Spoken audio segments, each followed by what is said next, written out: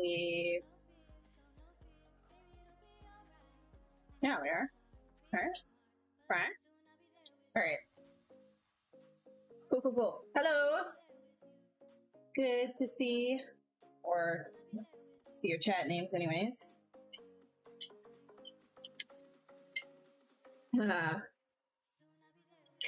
Really good. Ooh, oh yeah, I made a banger today. Hi, how are you, Joy? I'm just gonna wait until a couple of people get in here before I fully start. To anybody who's watching this on YouTube afterwards, just fast forward maybe a couple of minutes. I usually wait a little bit before I start. Hey Reaper, how are you? We've got in the cup today a iced chai tea. Bud, you cannot be sitting right underneath my chair like that. All right, you doing good? Yeah, I'm doing pretty good too. Even though you didn't ask. No, I'm kidding. Yeah, so just gonna wait for a couple of more people to jump in. I haven't really been streaming a whole bunch lately. I've been super busy, but hopefully everything is still working fine and my audio is not like freaking out or anything. I had to test it a whole bunch because I have another, I just keep moving stuff around. All right, anyways, for anybody who doesn't know or familiar with the streams here on the Pixologic channel that I do, I'm Ashley. I'm a character and creature concept artist and just, you know, concept sculptor in general. So what I like to do on this channel is I like to just kind of have fun and play around with a bunch of shapes and just sketch. These are not really intended to be final products, something that you can print. It's not meant for that. It's not meant to go in a game or a film. It's just purely conceptual, just sketching. Like, that's all it is. It's just for fun. So if you have any questions while I'm doing this, feel free to ask. I'll, you know, be saying things as I'm going. But if I, you know, do something that you don't really understand what exactly I did or anything like that, just make sure that you ask me and I'll do my best to answer. But yeah, it's not really like a tutorial session or anything like that. Just like a chill back, hang out, you know, work on your own stuff. We're here for like 4 hours, right? So, am I an Aquarius?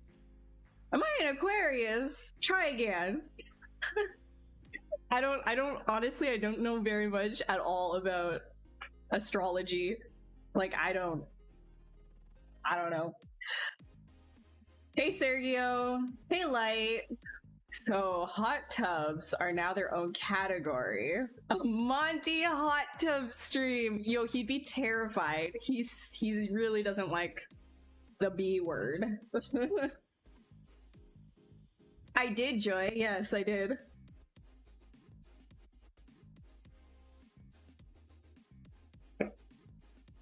Yeah, it's good to see you too, Frank. Okay, can I like... This is really far away. No, I guess it's for the best. Hey, Alex. All right, I'm gonna get started. I don't really know what we're doing here. Man, I have been so insanely, ridiculously busy, and I'm gonna be honest with you guys, a little bit like burnt out from like work and stuff too. So I'm actually pretty happy to like be getting back into like sketching mode here. Like of like just really random, like whatever we want. You know, work is its own thing where we're gonna be, you know, doing stuff based on like whatever it is that the client is kind of asking for. But here we get to do our own thing. Very nice. A little bit like a snake last time. Probably won't stay as a snake. And also, just as a forewarning, I like to push these crunchies. Like, I won't be Dynameshing for a little while. That's usually how this ends up going.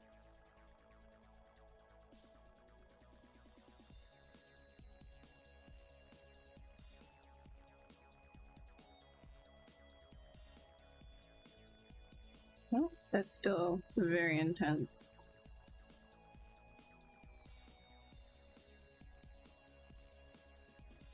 The snake was also, I'm glad you liked it. Honestly, it was, like, I'm not gonna lie, I was a little embarrassed by it.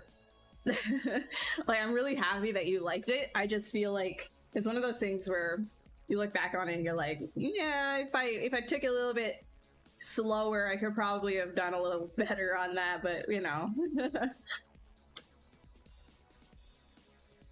I haven't seen Camp Cretaceous, no. Is that the animated Jurassic Park kids show? Or am I mixing that up with something else? Yeah, it is. Oh, yeah, I haven't seen it. I've just seen little bits of little snippets here and there.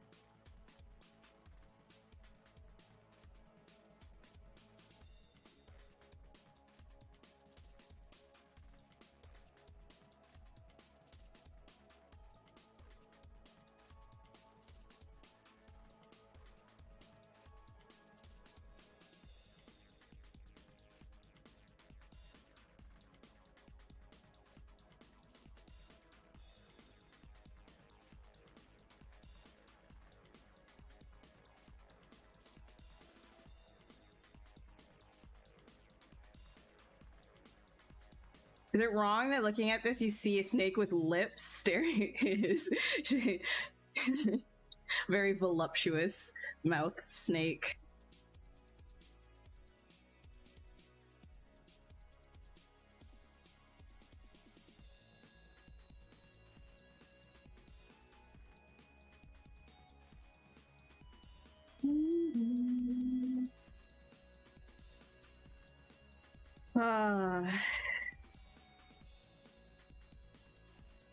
It was short-lived, it disappeared immediately.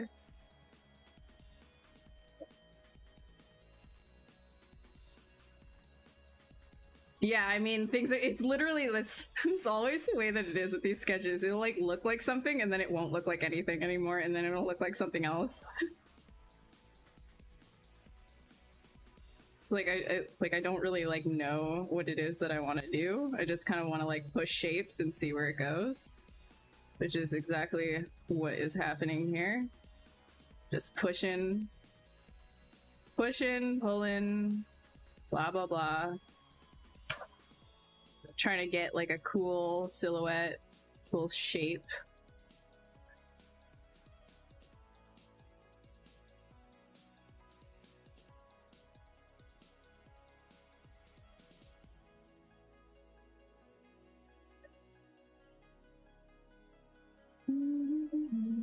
So I like to stay really like low poly for a little while before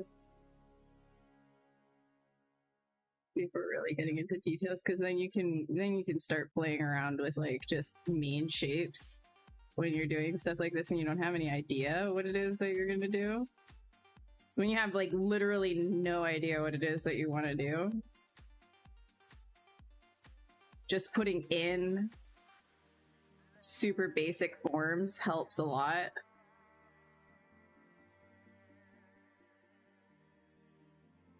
And it's actually interesting. The more you play like this too, you're gonna be like, oh crap! Like I didn't realize I could get so much of an interesting shape with just something so low poly, you know?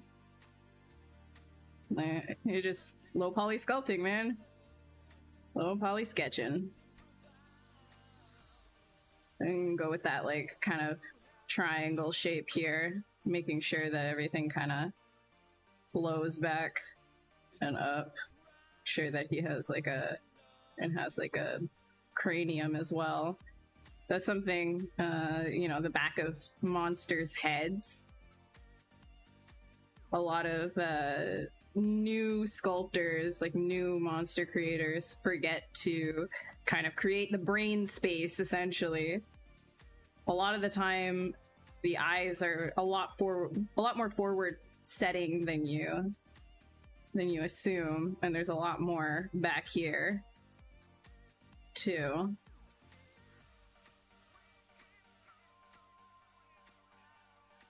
What's the tablet I'm using? I am using a Intuos, or no, I'm not. I'm not. Don't lie, Ashley. No, I'm not. I am using a Cintiq 22 HD. Wacom Cintiq 22 HD.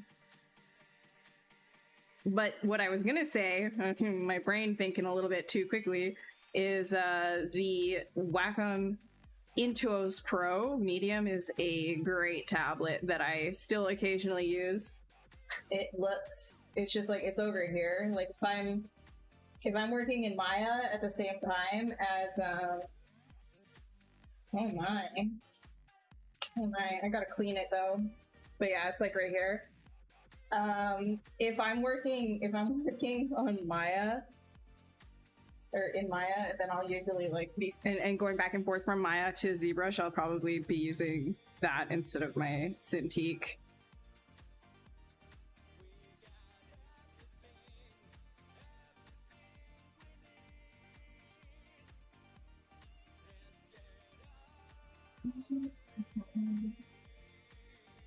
Have I neck pain from this tablet? Yeah, occasionally. I actually had to go to physio for a while, but it wasn't really like just this tablet's fault. I had it was because I was working out.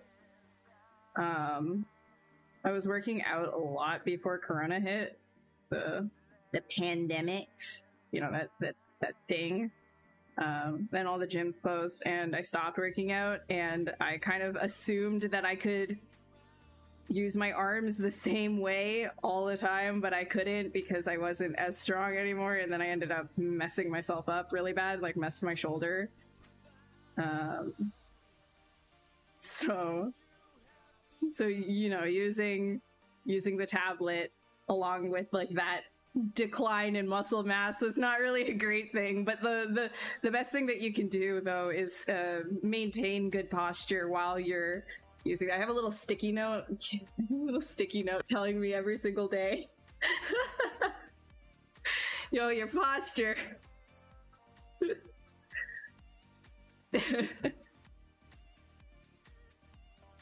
Fat belly, be careful. I actually, believe it or not, I lost a ridiculous amount of weight during Corona. That's because, again, like I was saying, before the pandemic was here, I was actually eating a lot more because I was trying to gain muscle mass, and I was doing pretty well too. And then I started working out, and it just disappeared. It was just like, okay, I'm a noodle again.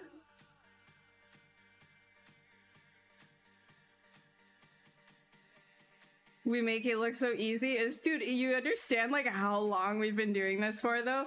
I promise you that if you were sculpting as much as we have to sculpt, you would be making it look even easier.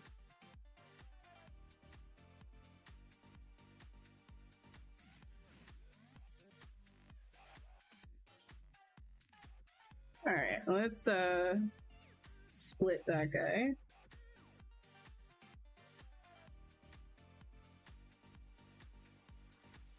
Yeah, with the mess being, this is what I mean, right? Like, I don't really mind it being all crunchy like this because you can start to get, like, if you were to Dynamesh this, right? All of this information stays and you're getting, like, free folds.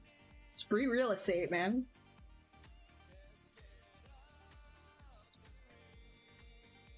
Have I done any IRL sculpting? Yeah. Yeah, I've done IRL sculpting. I don't have the space. Like, I do have, like, this whole room, right?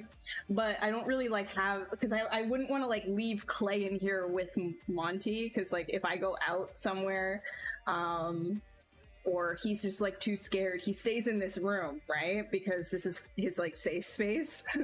So I wouldn't want to, like, put Clay... And this is, like, the only place that I, like, have space for something like Monster Clay or Plasticine or anything like that. So it's not really ideal right now.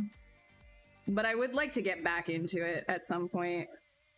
There's something great about just being able to hold the clay with your own two hands and do stuff, you know? It's kind of like when you get frustrated drawing in Photoshop or something like that, you just, I don't know if this is like the same thing for any of you guys, like anybody who does 2D, like, you know, drawing or painting or anything like that. But like when you're getting like frustrated, like it's not working in Photoshop, do you ever just like take out a piece of paper and like a pencil or your sketchbook and just start doing it there just because it feels better and it feels like it's working better. It's kind of like the same thing. Like I feel like if you just have like your hands doing it instead of like on a screen, it just feels there. It's like a refresher, I think. So I would like to have that eventually, that IRL sculpting again, just to feel the forms again. I don't know. You can get the same idea in ZBrush, but there is something special about IRL sculpting. No symmetry modifier though, so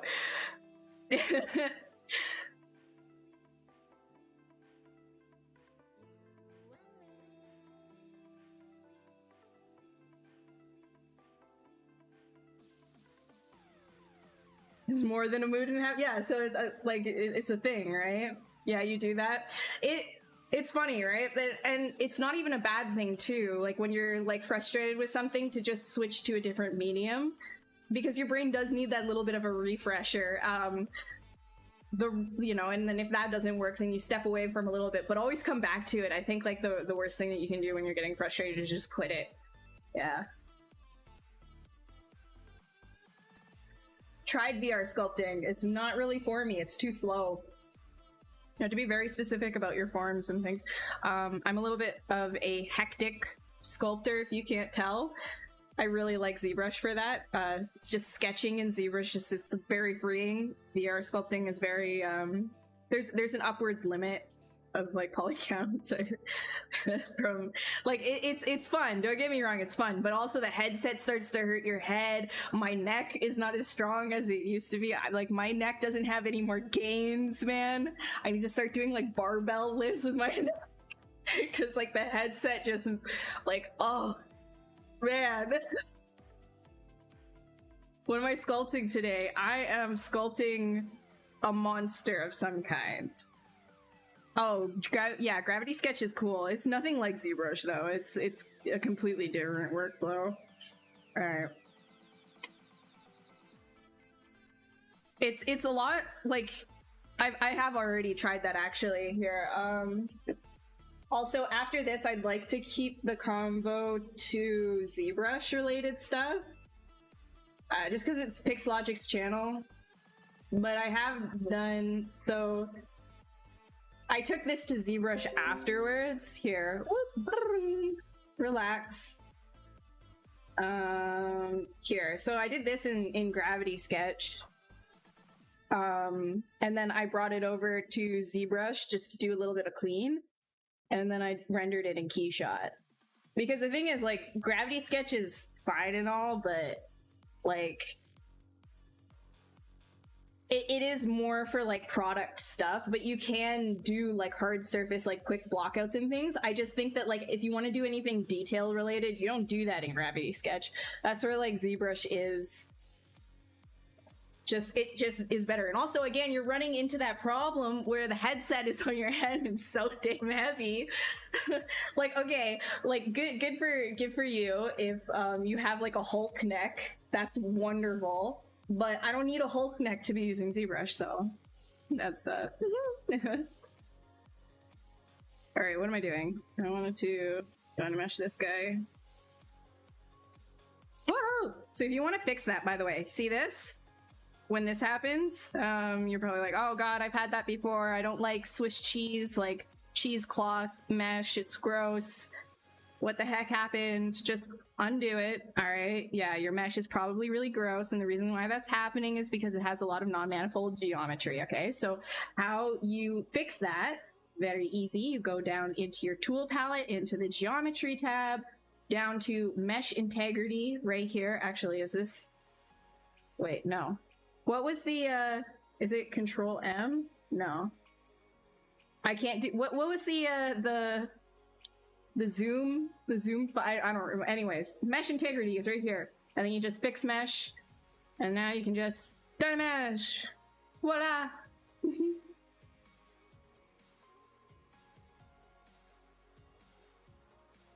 Oh yeah, you liked my jack-o'-lantern? You know what's funny about that is that jack-o'-lantern was my jack-o'-lantern that I carved like in real life. when I was living in Toronto, and it was just on my windowsill for a whole like extra year afterwards. It ended up looking like that. It literally ended up looking like that, and so I just resculpted it in ZBrush afterwards.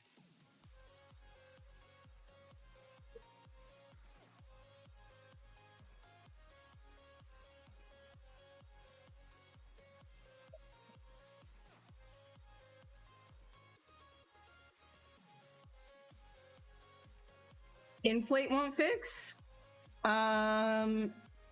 Inflate, so inflate is, yeah, it's fine. I was using inflate on this, but you just do fix mesh if you run into the cheesecloth problem, and you're good.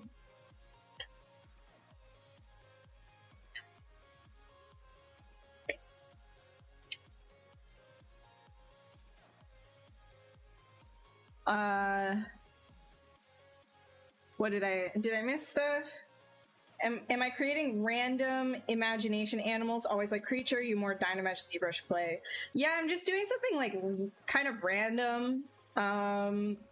You know, just playing with like different shapes, thinking of like, you know, how skulls can fit underneath things or whatever. It's yeah, and Dynamesh is definitely going to come into play later on, but I usually work pretty low poly while I'm doing sketching, just because like it keeps things really simple.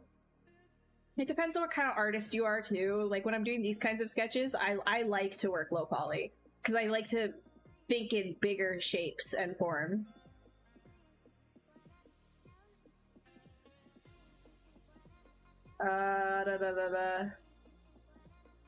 Is UV unwrapping hard to do in ZBrush? No, it's actually pretty straightforward. There's a UV master here. I'm not going to get into all of it, but it is very like straightforward stuff. You can create seams with polygroups and using the cut feature. Like, so if you were to do like slice curve, you can actually create different like polygroups, and then basically you can UV islands based on that kind of stuff. So if you want a more in-depth look on the UV tools in ZBrush, you can go into zclassroom.com. Zclassroom will be very useful for you.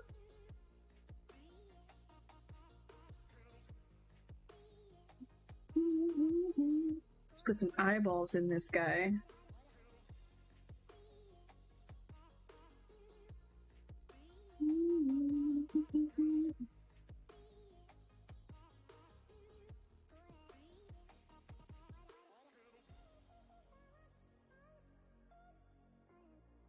Do some a little bit larger eyeballs, I think. Normally I go pretty tiny.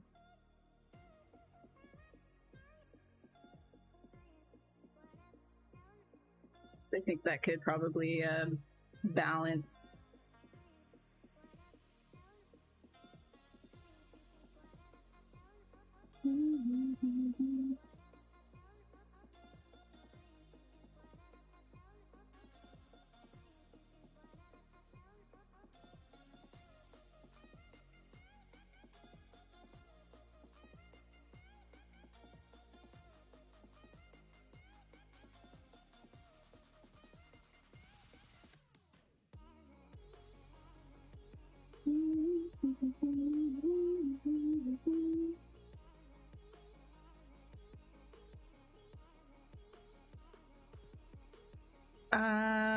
Yeah, any tablet will be good. It's fine to use X Pen if you want to. I have not used it, but people say that it's perfectly fine, so might as well believe them.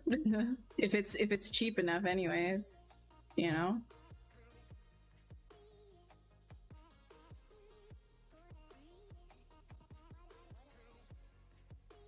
I don't like this.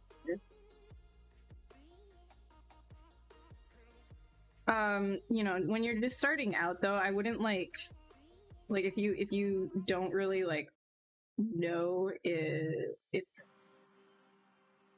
if art is really something that you want to do, you're just doing it as a hobby, do something a little bit on the cheaper side. You don't need to do a on-screen tablet. You could actually do something that's more of like a desk tablet. It's also a lot more ergonomic. The screen tablets are very brutal for your back if you're bad with your posture. I'm gonna delete these. And let's grab that. Put in a cleaner tooth here. Let's do like really long teeth, maybe.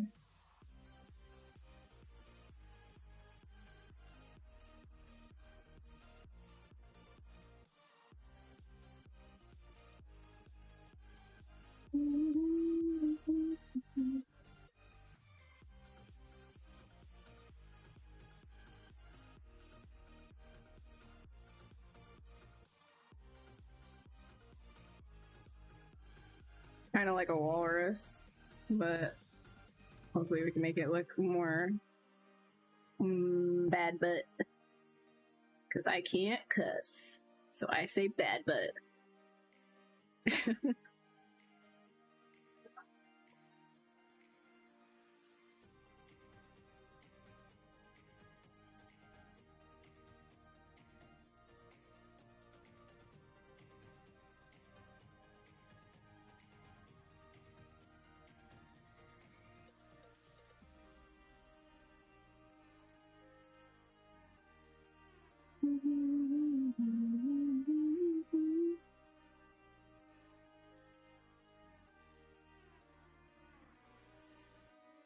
Vampire walrus, yeah, pretty much that. I mean, this is going a little further than vampire and going into straight like skewer your art.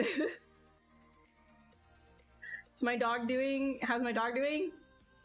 Your dog's getting bigger? That's awesome. Yeah, Munch is doing good. I don't know where is he now? Where are you at? Oh, he's in his crate. He's just chilling in his crate. He likes his new teeth, yeah.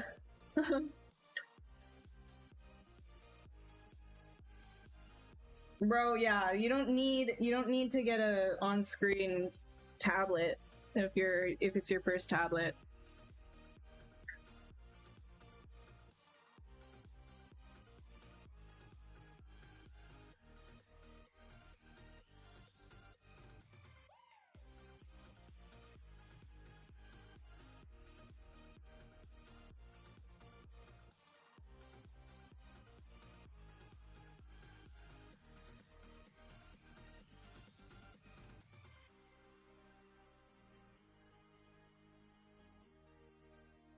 Okay, let's do some body work.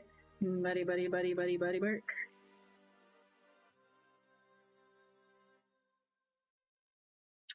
I'm gonna make all of this a little smaller in the scene because then Dynamesh and the brush will react better. Personal preference, you do what you think works best for you.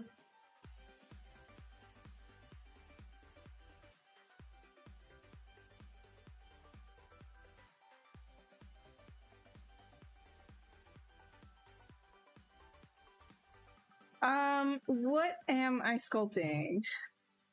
Brother. Nice. I don't know, man. I really don't know right now. Like, it's very walrusy right now, but we'll see.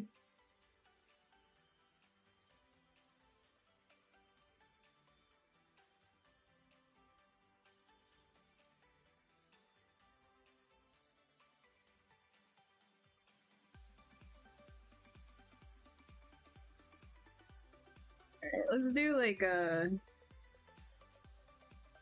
cat rib cage sort of deal.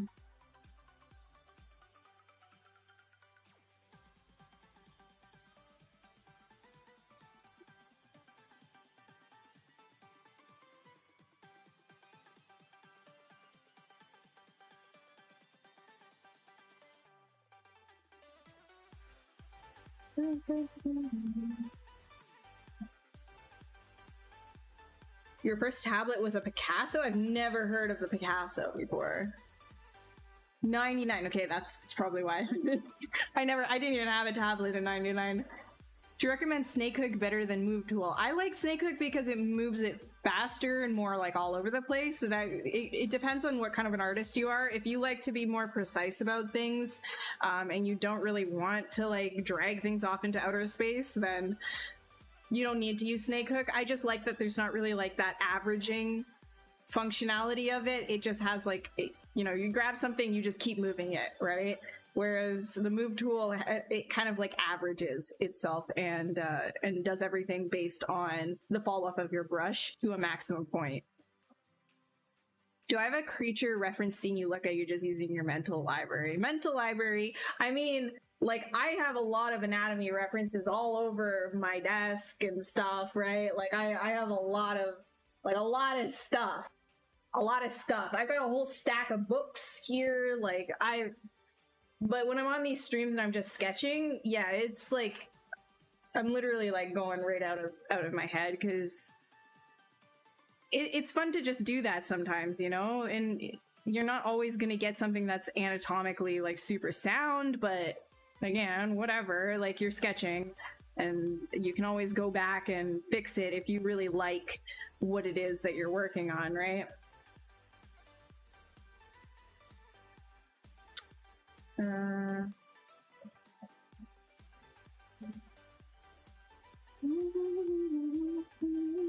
Where? Oh, I think I gotta move all these guys. That's fine. Move it back up into the row. There we go. Back into the middle of the scene.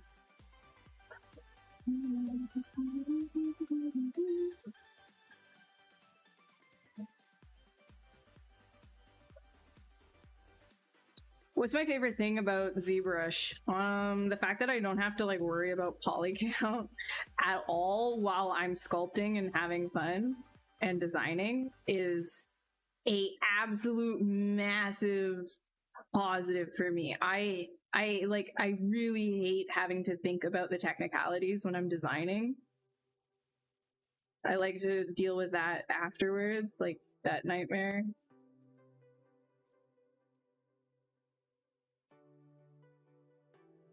Hey, what? Where'd you go? Come back. There you go.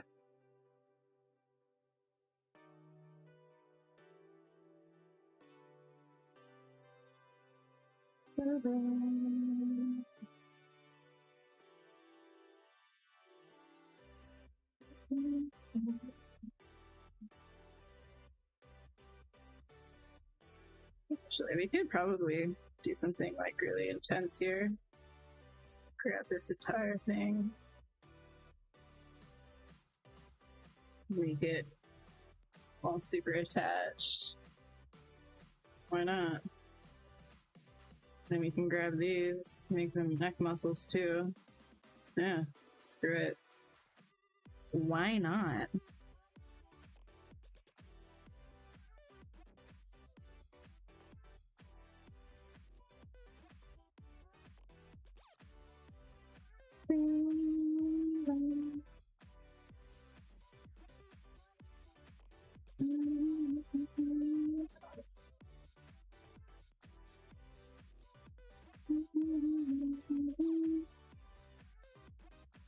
Oops.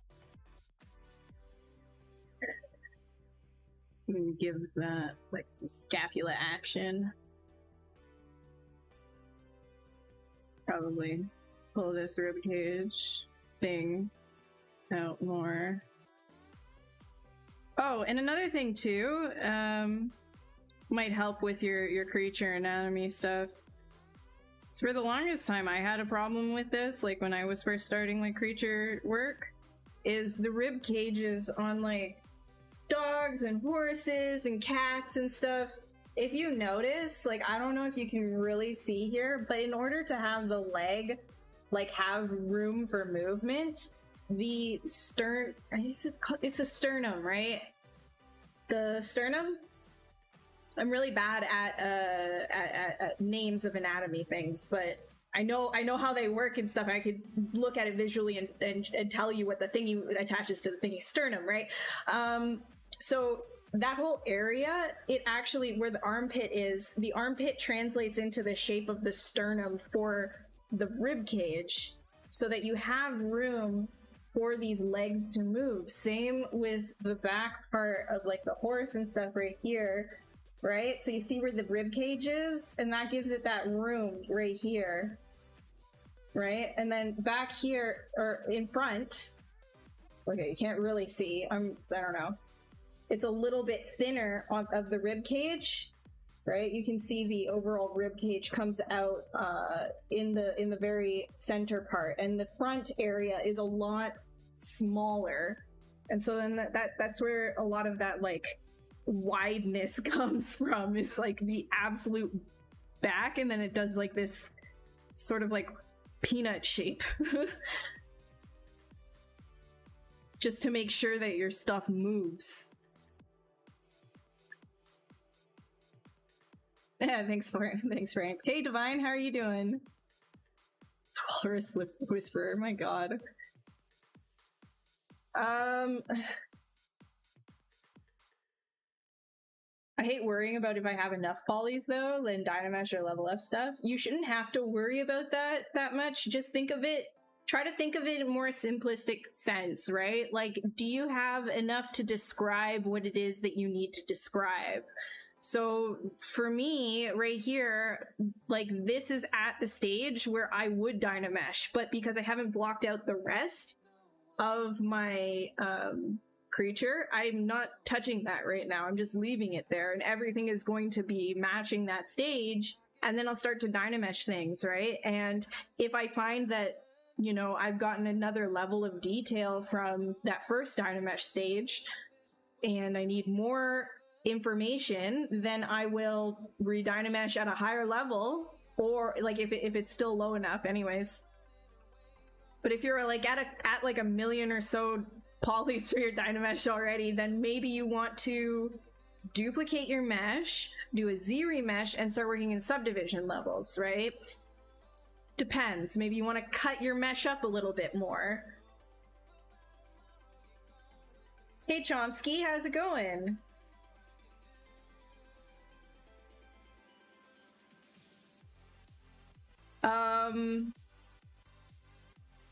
George, I honestly don't know how to answer your like ZBrush learning compared to other softwares question, because I learned ZBrush faster than everything else, but that is not the same experience that everybody has. So it really just comes down to how you learn, and I learned it faster because I got really hands-on with it. With other 3D softwares, it feels like you don't get as hands-on, so it depends on what kind of a learner you are, right? I learn things and absorb things a lot quicker if I'm doing them and carrying out the task. So the fact that like I literally got into ZBrush and started sculpting, it was easier to learn for me than other 3D softwares. Substance Painter was another one as well. Like I was able to pick it up pretty quickly because it's very hands-on, whereas like entire 3D suites I find harder for me to learn because there's just so much. And so it's very like you have to be very specific about what you pick out and choose to learn. When I'm doodling, what lines am I looking for in design language? What resources and advice would you give for someone that's starting to doodle? Honestly, the biggest thing, like right off the bat, Pedro, is have fun. Doodle something that you really like to do, and the biggest thing is to just like not be super concerned about is it good.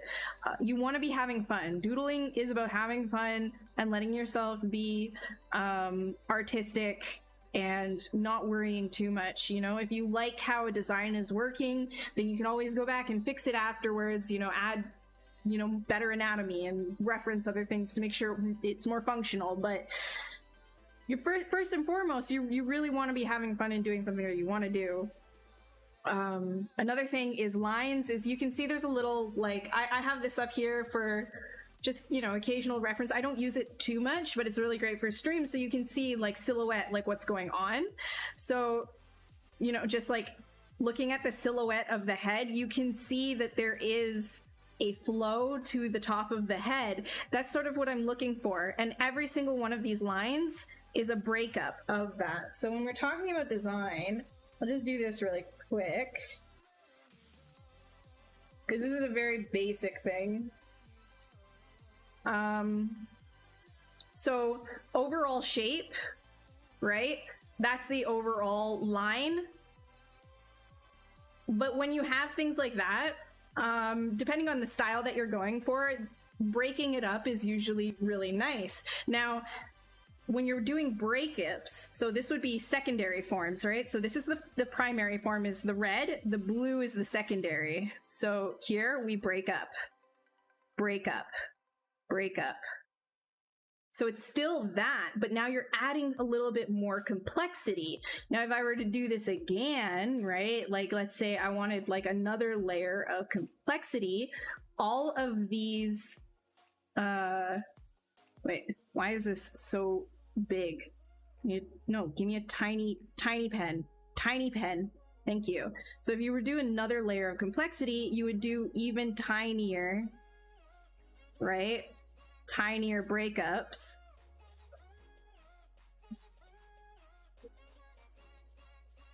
Right? And so it's all still following the same thing. But you're getting that, like, you know, complexity in your design while still maintaining strong shapes, strong forms. What's another thing? I was trying to think of something I was going to tell you about this, and I completely spaced because my memory has just been absolutely fried lately. Okay, does that help? Whatever. If I remember it, I'll tell you. I don't really know.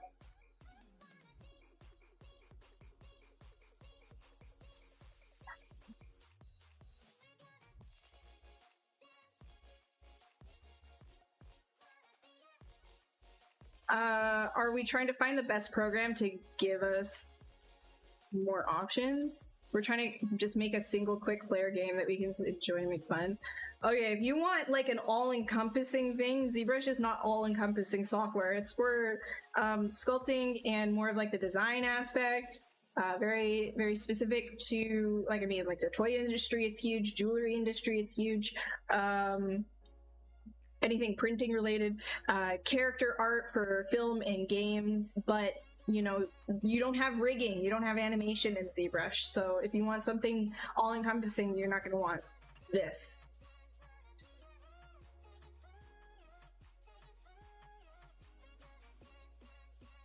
Newts, you should be able to answer that question for yourself. I don't know if you're just trying to bait me or anything right now, but like, nah, dude. No.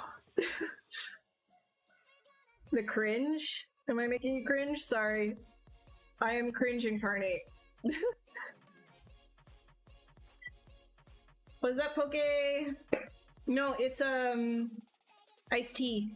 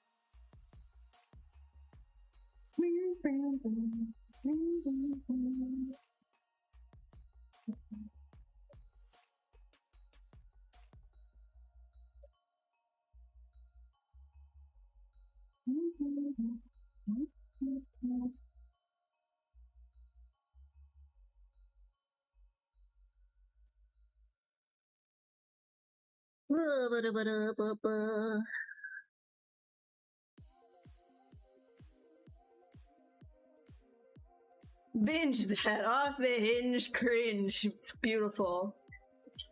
Nice. 5 most important tools in ZBrush, in my opinion. Game changers. Snake hook. Snake hook, Dynamesh, are mirror and weld, but like actually like ZBrush tools, like say Snakehook, Live Boolean, Dynamesh.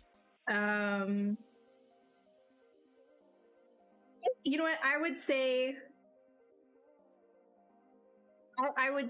that that Sculptress Pro is also that, and Lazy Mouse.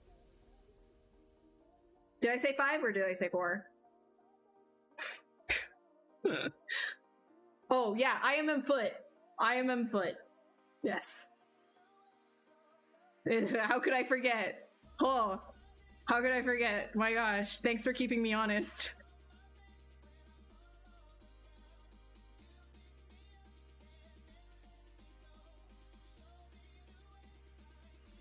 Yeah, let's turn perspective on so that we can get like...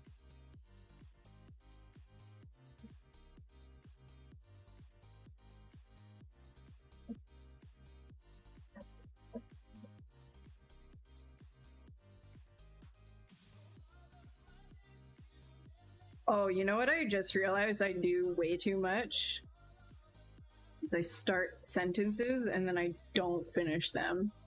How do you guys stand me? I really don't understand how you like deal with like anything that I'm trying to say.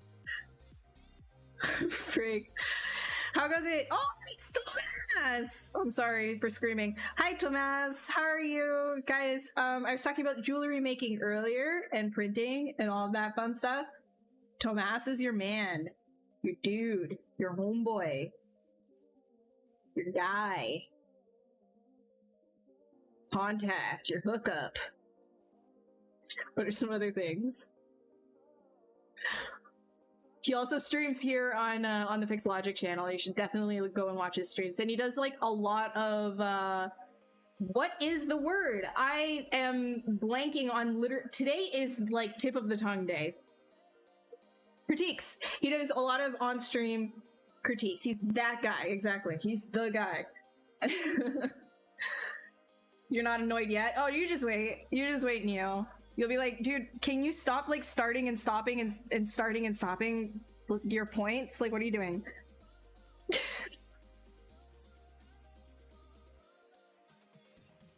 Hey, Clink, don't shame, okay? Don't shame I am in foot people. Don't do that. Just accept it. It's a thing. Finish your thought. Dude, did I just stop a thought again? Dude. Oh my god. I can't.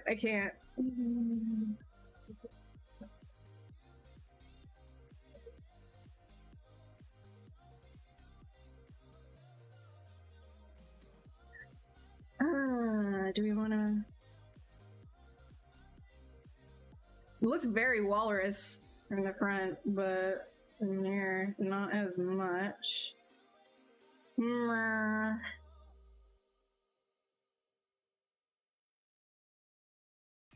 Good.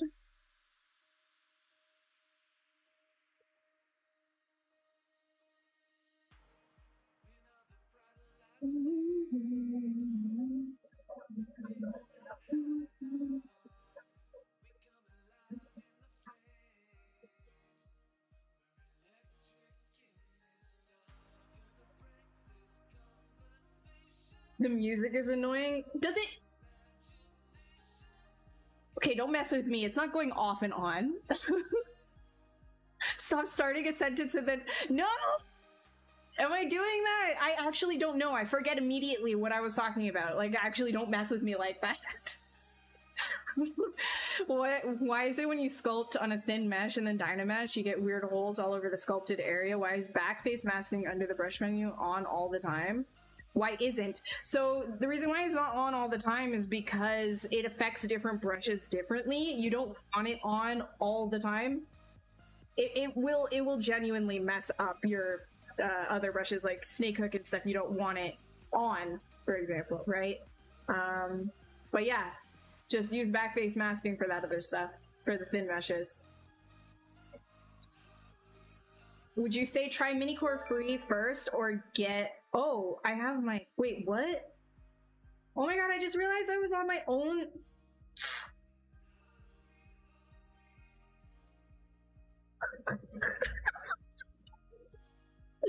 I was on my own stream.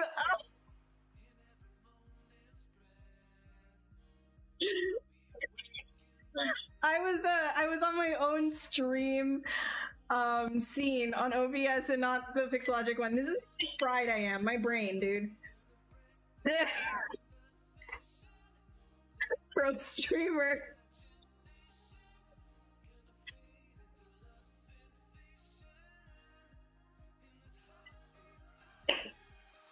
Whatever. Sorry, Kyle. Oh man, where am I from? I am from the Canadianas.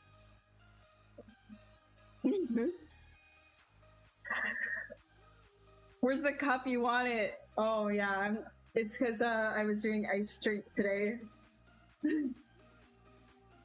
Pixologic channel, bro. So dumb, man. Oh my god, I forgot to change that over. I'm so sorry, Kyle.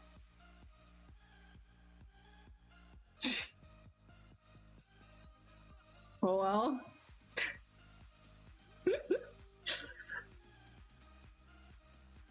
No, am I seriously? Okay, like actually, for real, am I stopping sentences? Do I use live stream on Twitch and when? Yeah, I stream on my own channel, but I haven't because I've been really busy. Would be nice to get back to it, but I've been like stupid busy, so. All the years of streaming just burned the sorries out of her. I don't say sorry as much, do I? I say it more meaningfully now. I'm less Canadian, aren't I? I've assimilated. What am I doing? Okay, let's go. Come on. Come on, come on, come on, come on. Sculpt already. What am I doing? What am I doing? Don't be pathetic.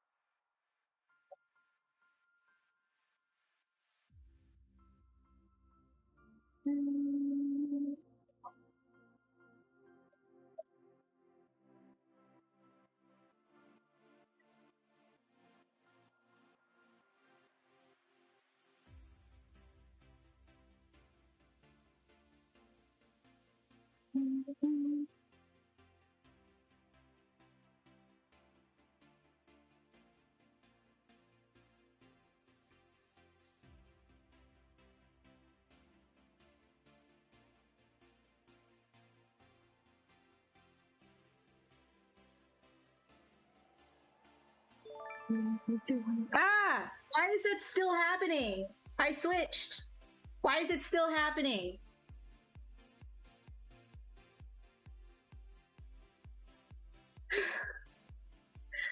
Stop!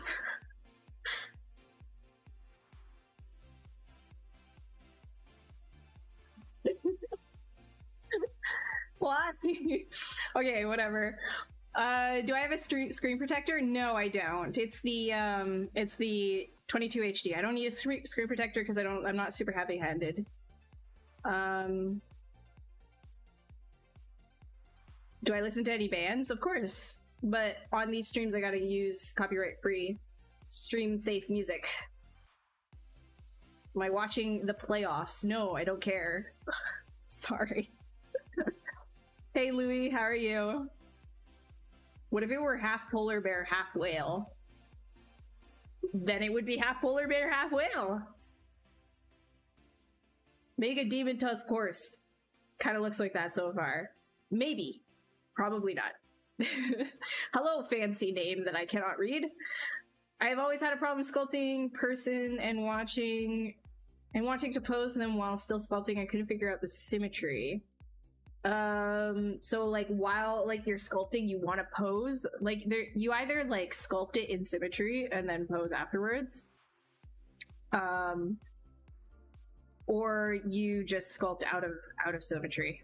Like, yeah.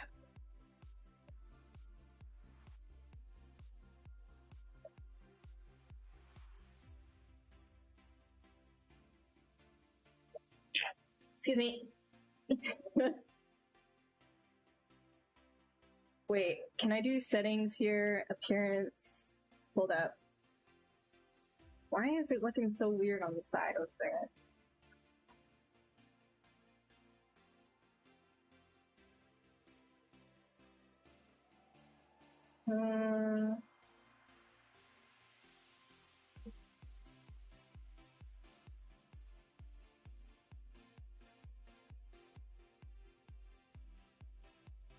Hello, chat? What's going on? Pro streamer, by the way. Like, for real, why is this giving me... Okay, whatever. Excuse me versus sorry, who wins? Sorry. Definitely more sorry counts.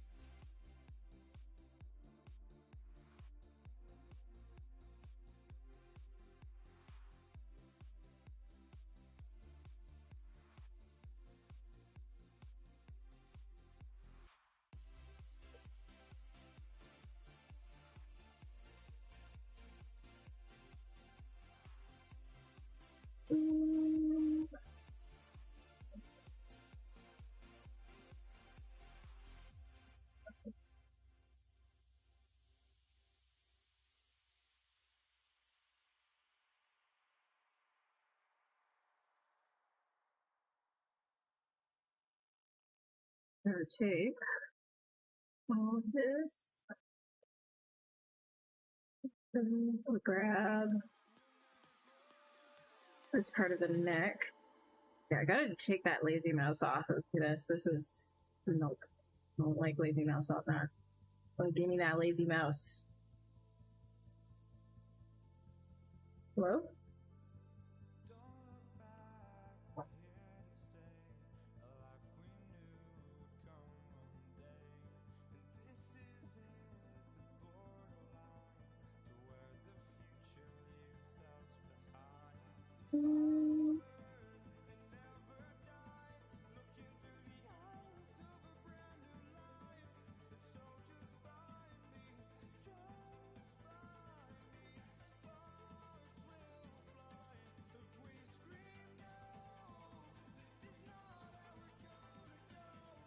Lazy mouse alone is doing his best. I mean, he's kind of encroaching on my flow. So I would have to say nope. I will not leave him alone. He's being a jerk. Sorry. Sorry.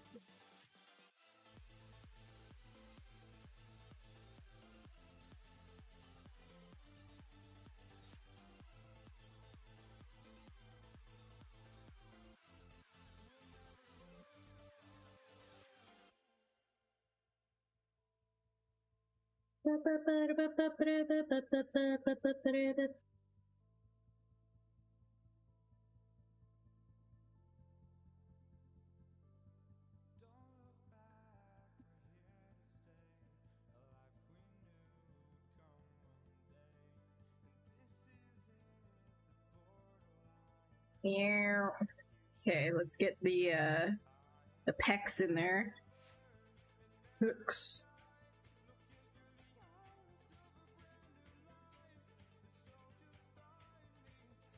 Hooks.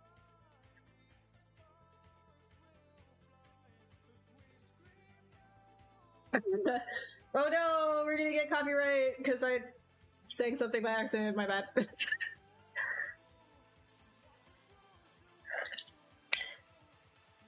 It's Greek. Oh, your name is Greek. My bad. Yeah, I can't understand. I can't. This is a very interesting text, like a font. Very interesting font. That's why I'm like, I don't know what that says. Sorry, not sorry. That's like such a... I feel like a lot of people have that as a catchphrase. Fake streamer can't read Greek. Hey Luke, how you doing? What's good?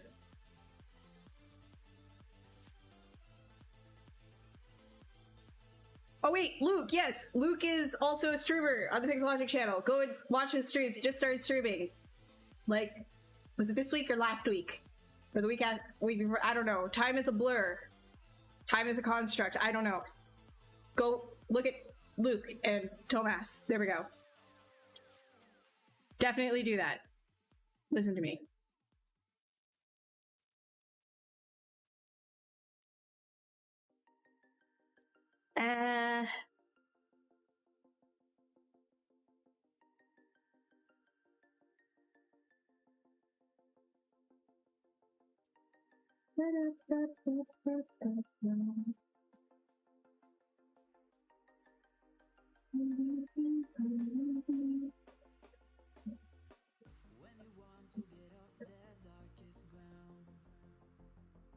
We're gonna stretch the ever-loving crap out of this. Trust me. Trust me. Trust me. Trust me. Just trust me. Trust me. It's the way that it goes.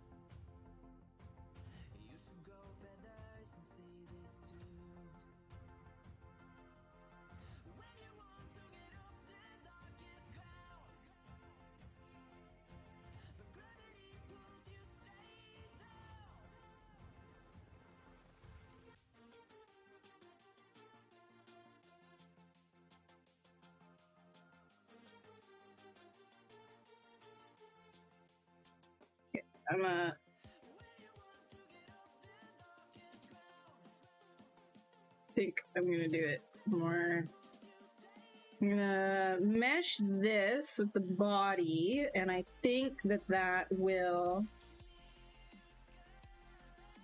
make it easier for me right now because I need to like change proportions since I'm still trying to figure out what exactly it is that I want to do here. And he's got too much of like a rump for my liking. Nope, nope, nope, nope.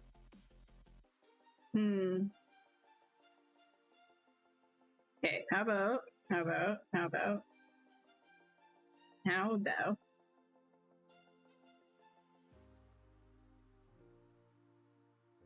yeah, there we go.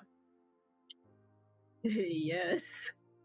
Oh hell yeah. Alright, okay. This is gonna go somewhere. This is gonna do things. This is gonna be great. Trust me. Trust me. It looks stupid right now, but it's fine. You don't have to worry about how dumb it looks right now. You just have to trust.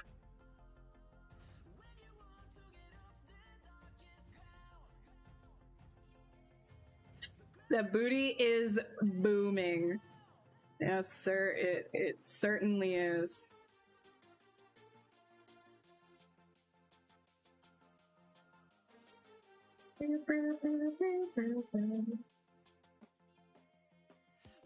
Okay, now grab here. Do I have any favorite video game in terms of creature design? Oh man. Creature design for video games. So I'm not a Souls player, but I do really love the design of Dark Souls. But I'm really not a Souls player, so it's like I just look at the art book. Oh my god, everything's kind of like evading the way that I'm thinking right now.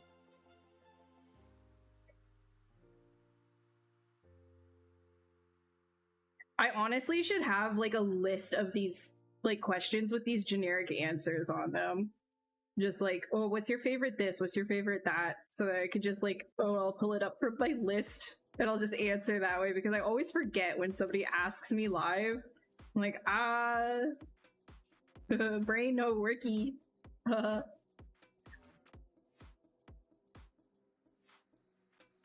Hey, Lukey.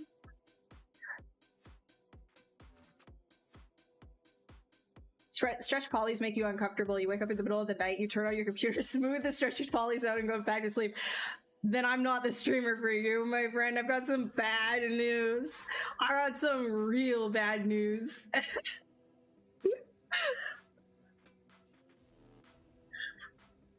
Copyright A cubed. Please don't. Please don't. My personal channel already has one strike on it from like a clip like ages ago. I had to delete everything off of my channel. It's ridiculous. Poppy! Oh, did you see it? Did he show up? Where is he? Monty! Monty? Okay, fine, I won't bother you. Jeez, okay, whatever. Preferred software for rendering a final character or sculpt. Marmoset, Maya, Keyshot, Photoshop. When I'm doing like anything conceptual, my favorite has always been Keyshot, and then I send Keyshot stuff over to Photoshop and I paint the heck over it because it's just a concept, it's fine. Who am I excited for in the new Loki series? I'm ready to be canceled by all Marvel stans, but I just really don't care.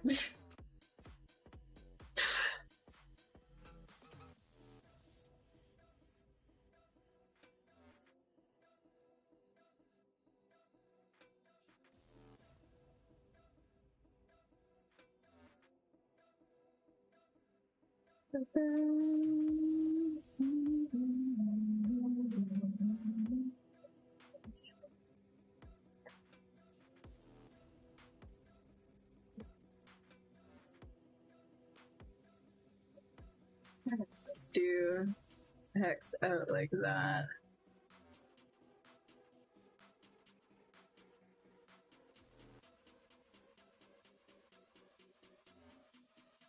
I like these like bowed legs here. I think that's kind of fun. I think we could actually make this pretty creepy looking.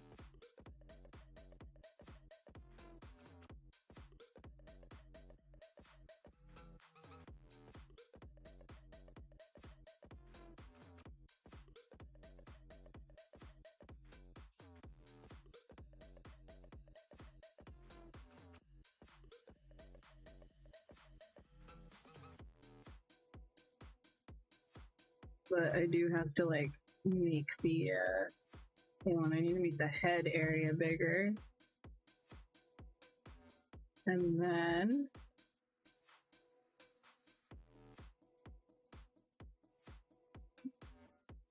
sorry, not finishing sentences. And then I'll make the legs smaller, or smaller, but also yeah.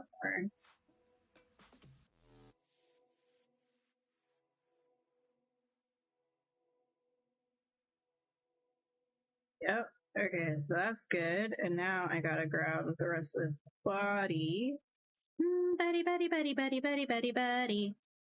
Grab, grab, grab, grab. And do a little bit of that and a little bit of this.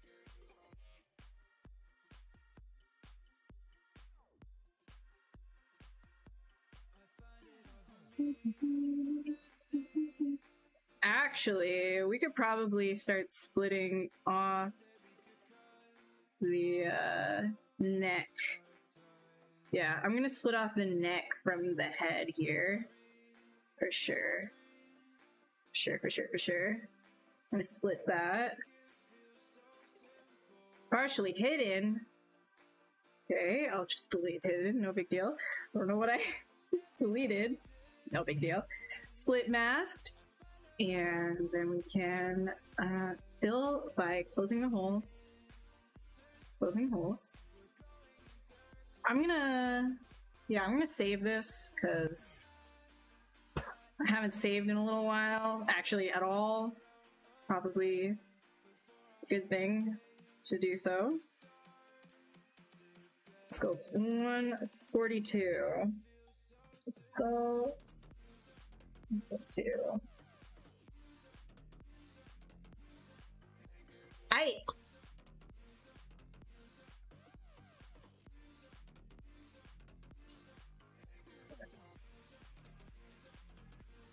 From Hawaii. Oh, like Hawaii? Hawaii? Is that how you say it? My bad. You don't care for Marvel? I know, what an outrage. I saw it. I'm sure it is. It's just like, there's just so much of it. It kind of wore me down. Like, I get exhausted from series, so I just, like, the whole, like, Marvel universe and stuff, like, it's just too much. Too much.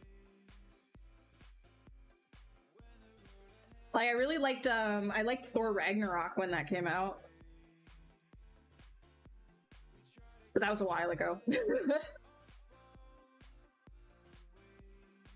Tentacles to make it creepy?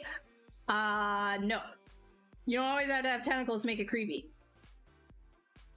Deadlock chicken leg walrus. Can you really go wrong? Name another deadlocked chicken legged walrus creature. Might be onto something. I mean, with the guy named Iron Man saying that Marvel has the best shows ever kind of checks out. Like, I can't disagree with you on that from your perspective, but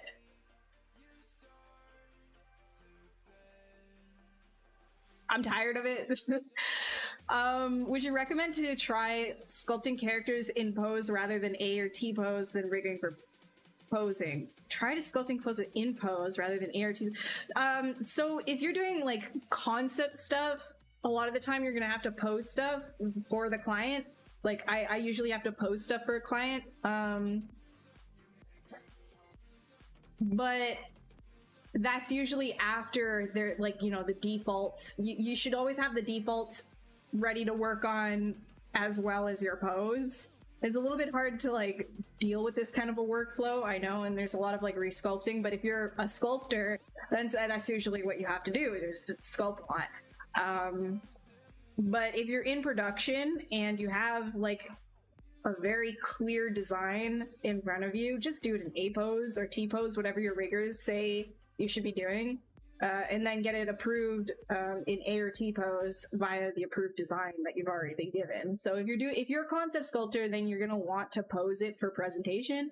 If you're in production and you're doing it right before it's going to be modeled, then you're gonna want to do it in A pose or T pose. How to make the eyes glossy? There's a couple of ways. Like, you know, you can literally just like grab a different matte cap here. You could use where is it? Like RGB levels, for example. You see that? So if you change your material to RGB levels, you can have like a shiny eye, or you can like paint it. So if you're using poly paint, you can paint highlights and stuff. I like to paint, so that's usually what I do.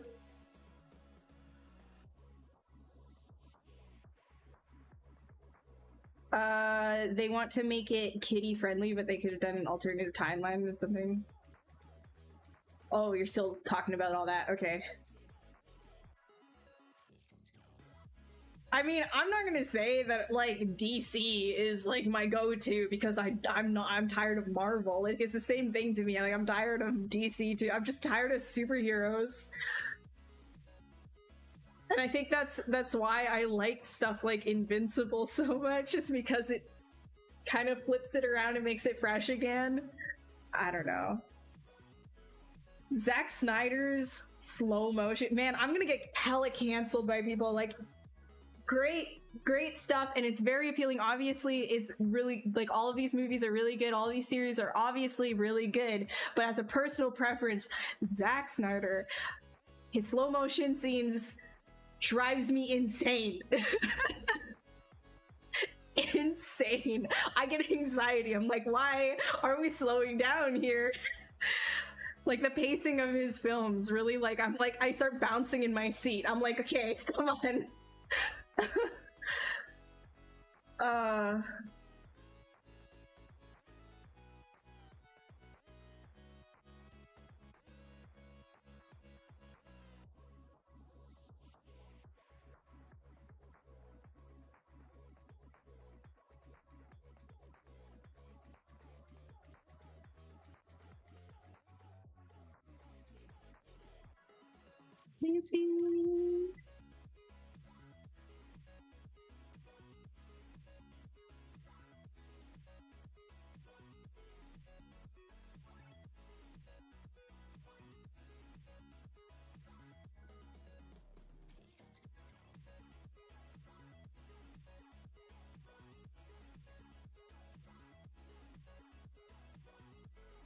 Big old neck. Just a big old neck.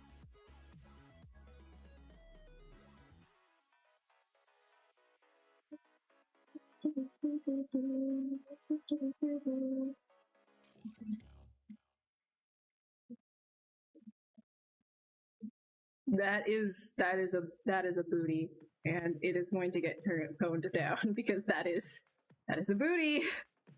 Too much booty. Too much booty.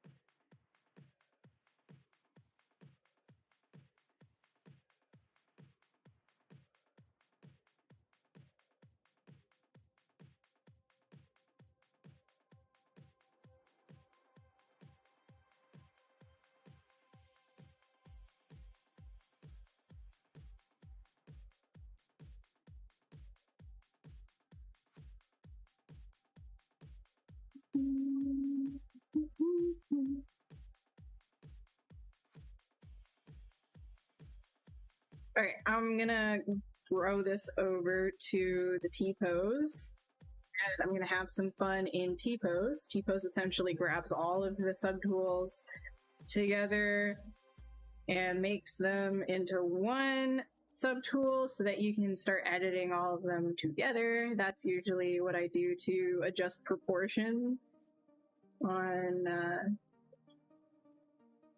the meshes that I'm like on the concepts that I'm working on.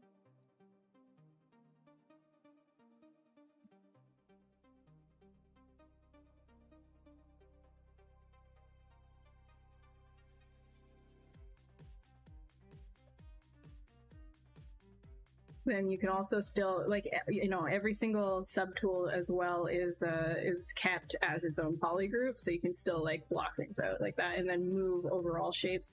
I just like using this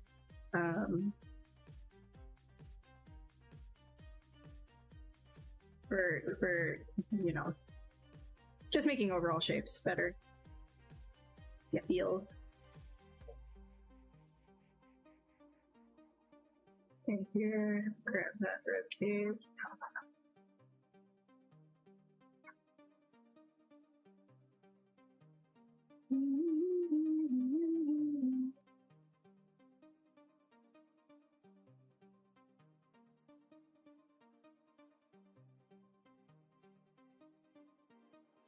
Alright, okay, let's see. What are you guys saying?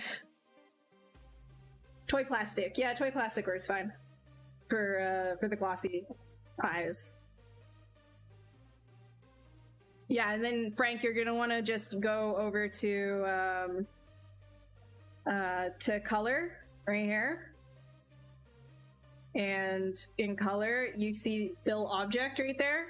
So you click fill object on the subtool that you want to fill with a material. Make sure that your material channel is on like this, and then fill it.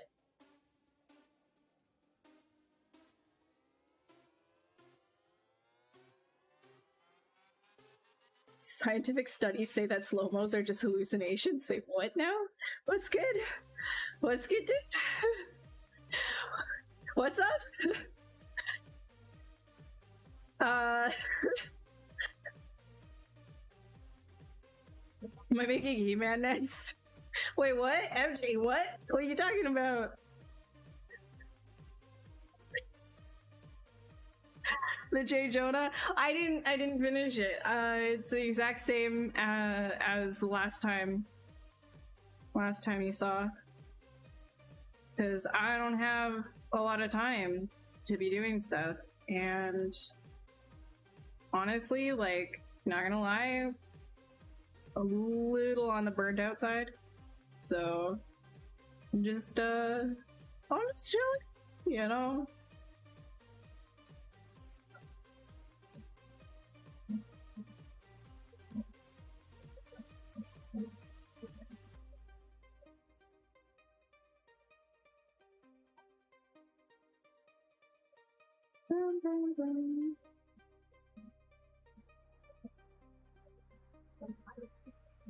So I don't want, yeah.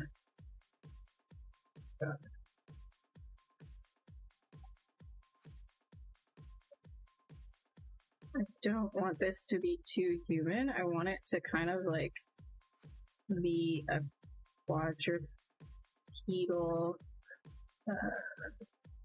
shape here.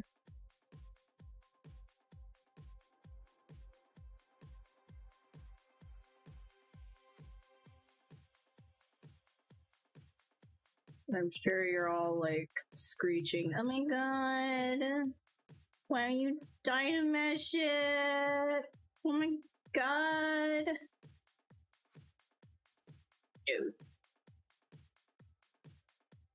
No.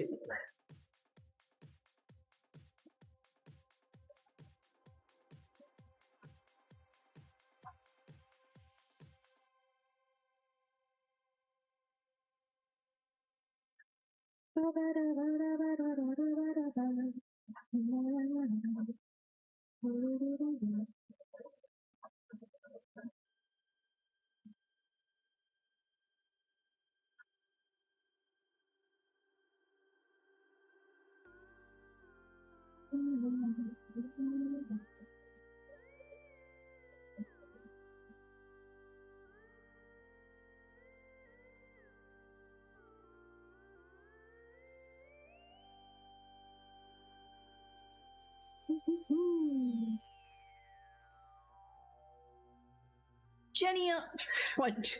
Genitalia? Oh my god, monster balls.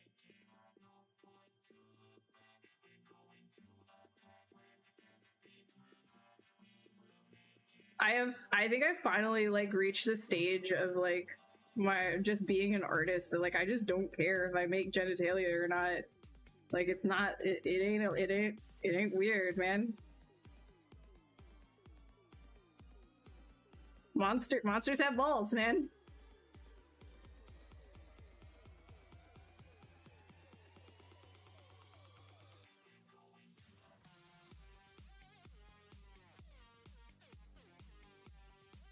Because like I know when I was like younger, I was very much afraid of sculpted monster balls. Now, monster balls? Somebody say, sack?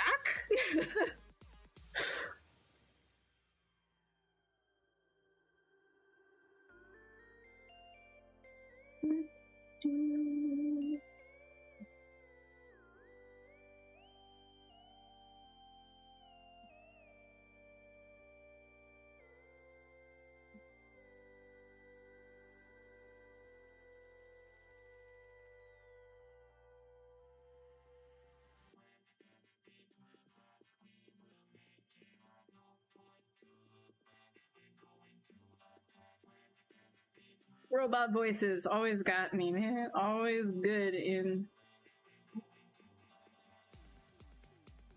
Always good to listen to some robot voices.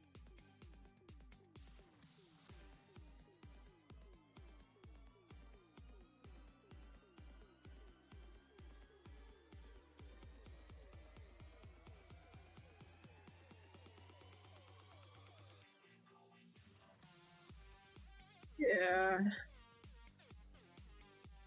Yeah, I gotta like... this is tricky.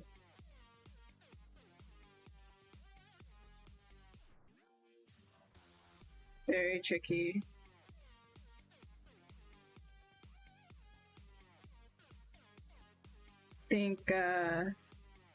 think it needs a little bit more like a hunch.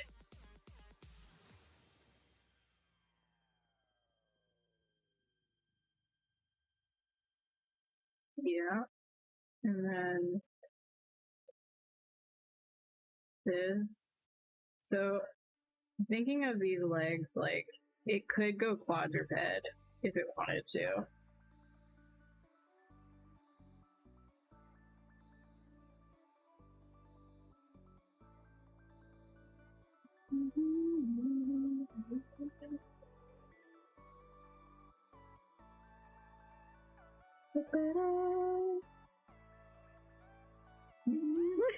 Yes, quote me. Perfect quote. Thank you very much. Very good quote. Fiction says, for a character artist, what is the expected speed in industry that a character artist should have from sculpting, retopo, UVs to texturing? That, honestly, I'm going to give you an answer that's going to make you really annoyed. It depends. It really depends on the project and if you already have a design and how complex the design is for, you know, your job. Like, you know, are you hired as specifically a modeler? Are you hired as a concept sculptor, right? Like, are you in the art department or are you in the character modeling department, right? Like, it depends on the studio too, because some of them you have to wear all hats, whereas different studios you are just one specific type. I would say, you know, you're not going to want to spend a month on like a background character, for example. You're going to want to do those pretty quickly. But, you know, the stuff that I've had to do ranges anywhere for a week for a sculpt to 2 days for a sculpt to, like, I've had to work on one sculpt for 2 months. Like, it really just depends on it just really depends on the project. Am I in space? What do you mean, Bobbles? What am I in space? Aren't we all in space technically? Just started getting into ZBrush and doing my first creature sculpt, and I've learned so much from watching with these. Oh, thank you. No, I'm like really happy that I can like help in some way. No, that's great. That's awesome. I'm really happy that I'm helping in some way, shape, or form.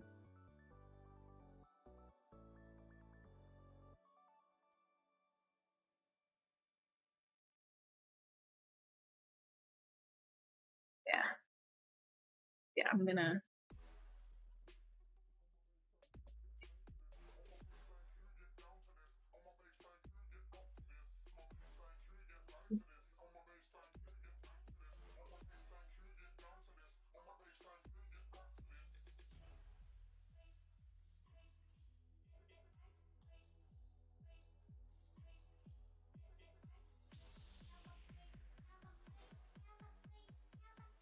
Okay, I'm gonna hide this area.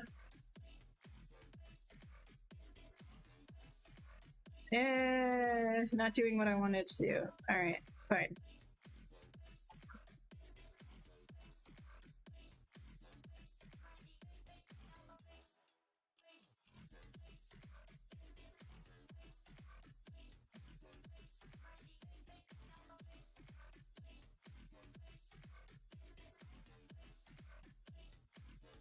I really wish I could play Infected Mushrooms on stream. They only have one song that's copyright free.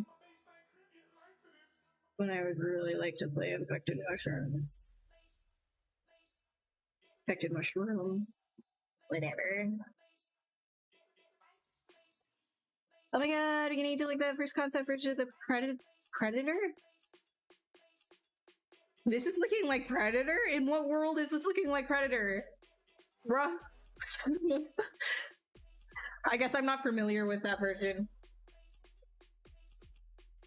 How do I handle proportions whenever an asset is going to be viewed rather small? Like, for example, if you were 3D printing a character really small, but you wanted to retain detail, usually, okay, so I don't have 3D printing experience, but from what I've heard from other people is usually what you want to do in that situation is over exaggerate like details. Like, so if you know, if you had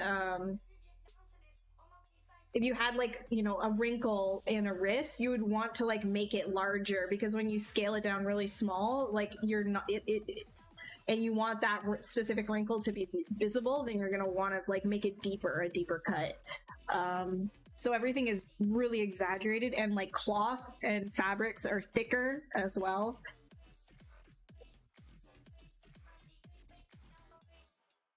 The latest movie you think is quite simple, but it took MPC more than a year to get the proportion right and improved in all angles of cameras. Oh yeah, David. Yeah, so that's another thing too, is if you're handling a really well-known IP, it's likely that thing is going to be, you're not going to be able to take credit for like that, right? Like that's going to be a team effort. It's going to be touched by everybody and their moms in studio, and it's going to have a rotation through departments multiple times over and over again, because you know they're not, things are just going to constantly be changing because it's a well-known IP, and if it's a well-known IP and it already exists and it's beloved by like other fans, then you know the studio will want to make sure that it's up to par. Even if it's a redesign, it's like that redesign needs to be up to par. So, you know, expect to spend a lot longer if it is an existing like famous IP.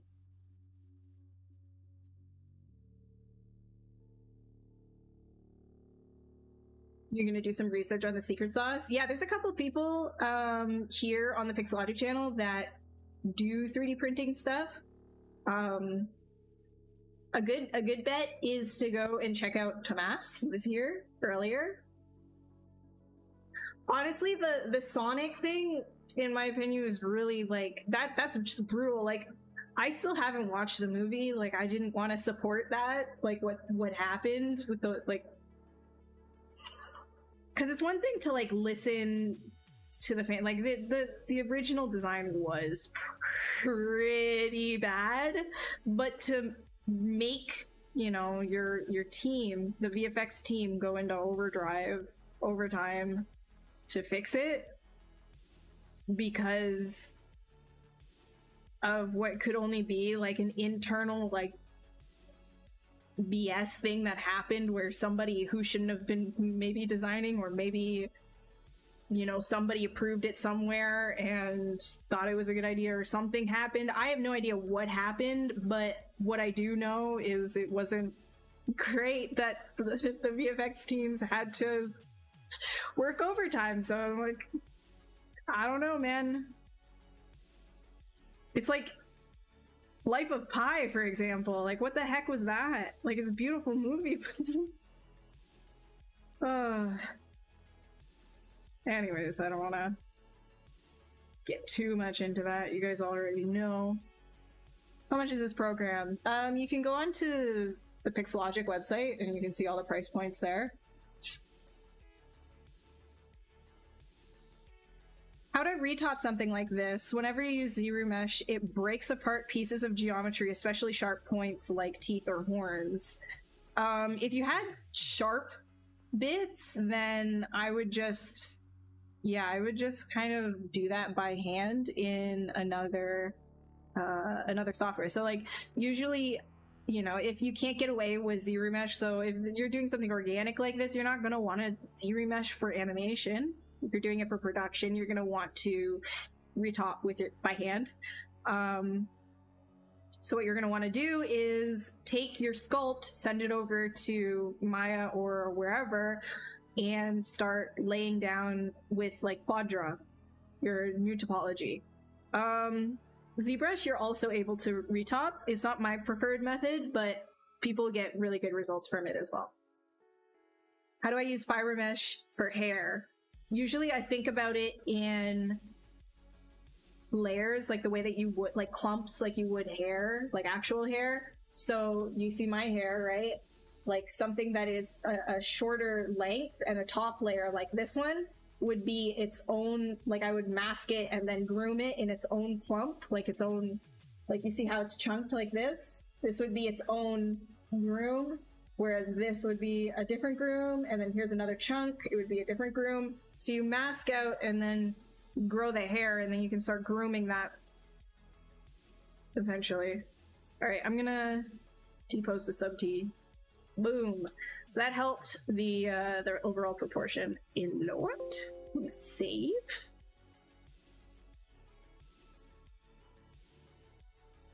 Trying to make long nails like claws. That's what you mean. Are you Z-remeshing like to? I would just like retop it personally, like, or you could just like take like a primitive Like you could always for claws and things like this. I usually like for really quick claw action, this is usually what I do right here. Watch. I just take something like this. This is 480, but you could always just like remove the end bit here.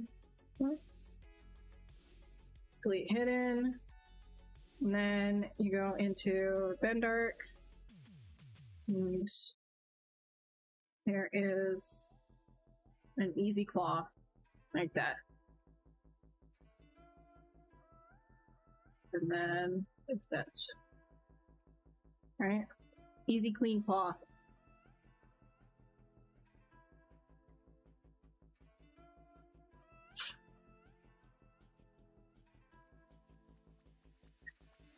How to make clothing folds without cloth brushes because they give random results. Cloth folds without cloth brushes because they give random. Oh, you're gonna have to study the fundamentals of how drapery folds. Think about Z patterns and this here. Hold on. Usually, what I'll do is I'll just take a large Damien standard and do overall like strokes like this and block out like where the main forms are that I want to create my folds with, like my creases, right? And then I'll just kind of like do a quick smooth over top, and then I'll just kind of keep using Damien standard to sharpen certain bits, like this. And then you can take the pinch brush as well to kind of get like these overall sharper creases inside areas. It's usually how I block them out anyways. And then if you wanted like the tinier ones, you just take Damien standard again and you can start to put that over top as well. Break up that and then soften it, right, with a smooth. That's usually what I do.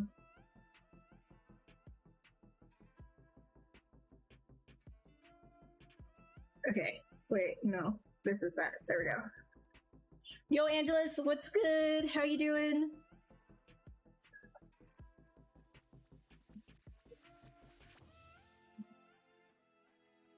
Key design principles to keep in mind when designing a creature apart from actuate real-life anatomy. Key design principles to keep in mind when designing a creature. What kind of creature are you designing, right? If you are making like a herbivore, well, I mean, this is again coming from like real-life stuff. You know, you think about if you're making a herbivore, then you're going to want to think about how, you know, herbivore skulls are, their teeth are, etc. But that's not really your question, right? Like that's essentially like, you know, real life. But we're not talking about real life, then we're talking about silhouette. So if we're thinking like, you know, predator, you're gonna want more of like an intimidating posture. The shapes could be sharper, right? It depends on what you're really like looking for. So those are questions to ask yourself is, okay, is it mean? And if it's mean, how can I show that it's mean? Maybe sharp points, pointy things help bring that across, you know? Maybe little bits of reptilian, you know, the eyes, maybe I can make it less human-like. The less whites you show in the eye, the more monster it looks. If you put whites in the eye, that's something happens with our brains and we're like, oh, we can read your emotion more. The reason why you see the whites in like dogs' eyes, like compared to like wild dogs, and you see more whites in their eyes, they've evolved to adapt to human emotion more, and it appeals to us, right? Like we look at their eyes and we can see in a dog's face, like, oh, you look happy or sad or whatever. The whites in their eyes makes it more human in a way. right? So that's another thing. If you want it more monstrous as well, you know, think about removing human elements of it, I guess. Or if you want it really creepy, how can you incorporate things that are familiar into your design, like familiar in real, like the real life, into your design. Again, I'm talking about real life. It's hard for me to like not talk about real life when it comes to creature design. What's the best way to make horns? I literally just showed one of the better ways to do it. You essentially take a primitive and then you go here, bend arc. Easy.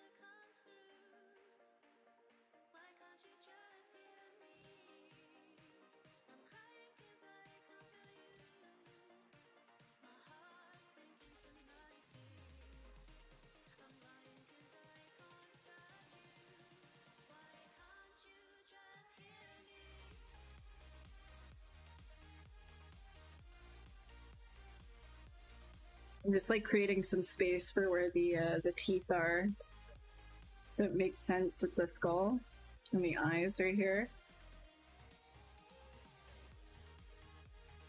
I think I'll make the eye socket area actually pretty big, like that, and then I'll grab the back of the skull.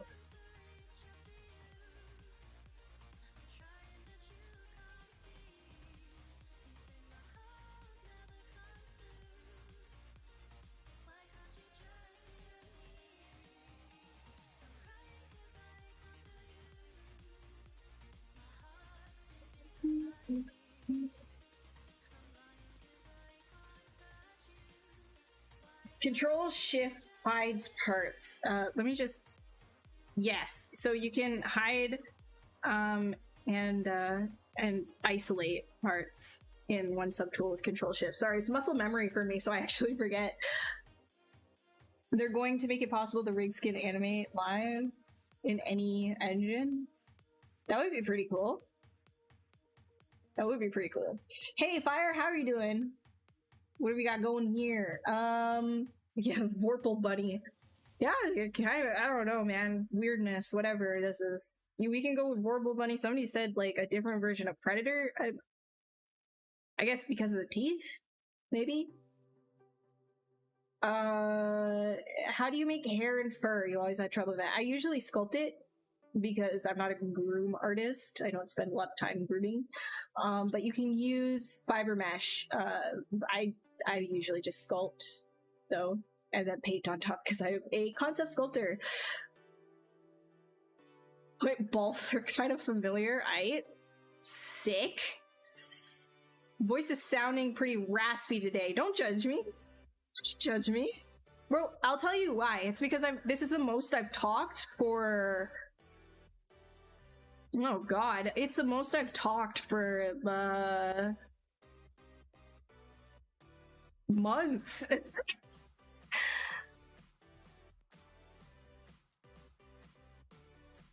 No worries, Frank. It's all good. You don't have to thank me for enjoying it as well.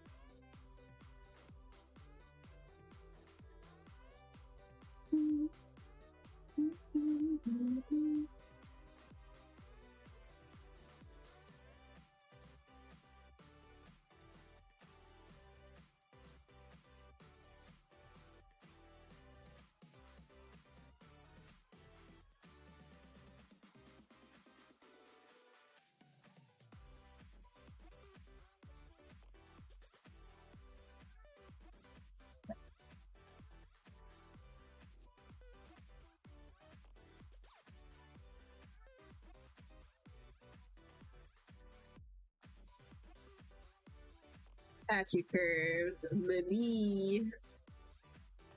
Snake hooking, at you curve, baby. Yeah, my voice is cracking hella.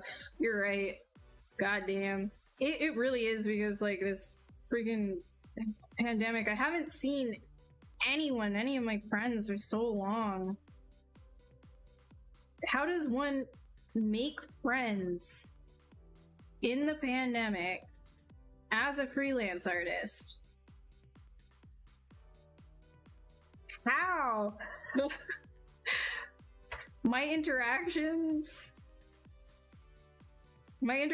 are usually like, oh yay, I have feedback on my sculpt, I get to talk to my directors. Am I adding a tail to that monster? I don't know. Honestly, I don't know. I'm thinking yes, but I'm also like, I don't know. I do want to balance it more though. Like,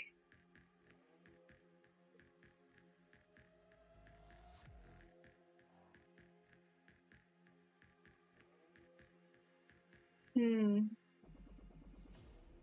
to think of like how the hip would be like this, and then that would be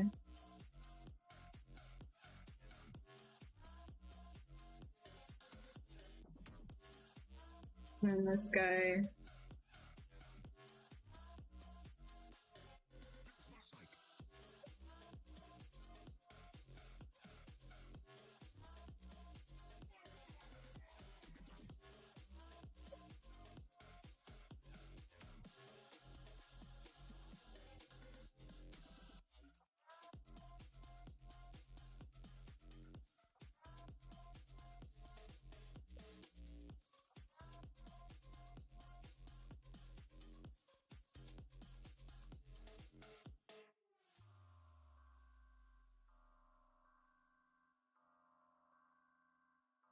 Wings. Everyone always asks for wings. How do you install ZBrush for free? There is a version of ZBrush called ZBrush Core Mini, and you can get that for free to try it out. There's also a 30-day free trial that you can get by going onto the Pixologic website. You do have a question for me today. How do you manage the UI aside from your brush hotkeys? You hate having to scroll through the side menu under subtools, and you were wondering. If you want to like create your own custom UI, just go into preferences, and you can actually start changing like the colors and stuff in iColors, and changing hotkeys is, I think you go Control Shift Alt click. I'm not 100% sure. I don't remember that one. But then enable customize right here. You'll see it turn to this, and you can actually start dragging your UI around everywhere. You disable a customize, and then you store the config, save UI, so that you can always bring it around with you. If you want more information on that, you can go to Z Classroom, and they have a video on that. Z Classroom. Wow, dude, I really do need to talk more. My voice is not used to this anymore. Beep, beep, beep, beep,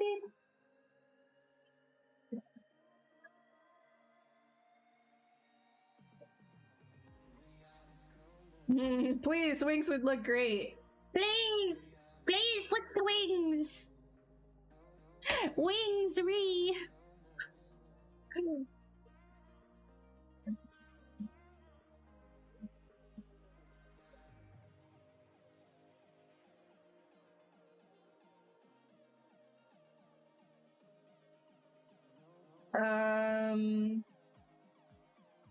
Salt water, drink warm tea. No, it literally is just because my vocal cords are not used to. I'm not even joking. I don't talk anymore. I really don't. It's so weird. I'm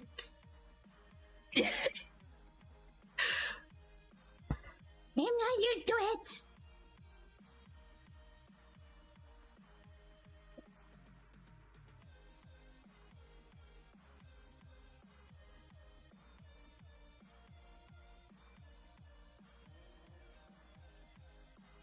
Fine, fine. You want wings?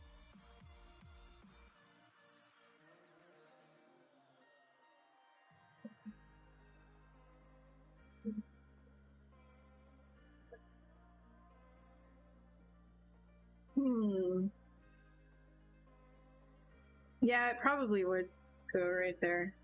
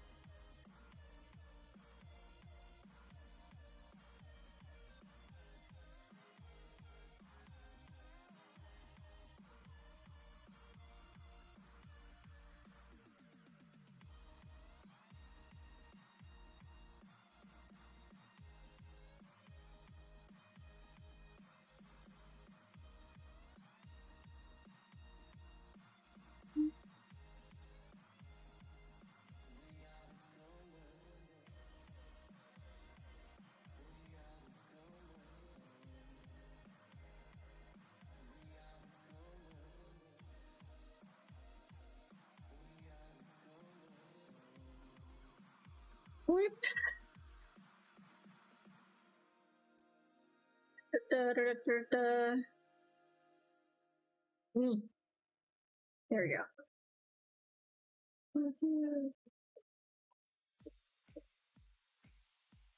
Attend.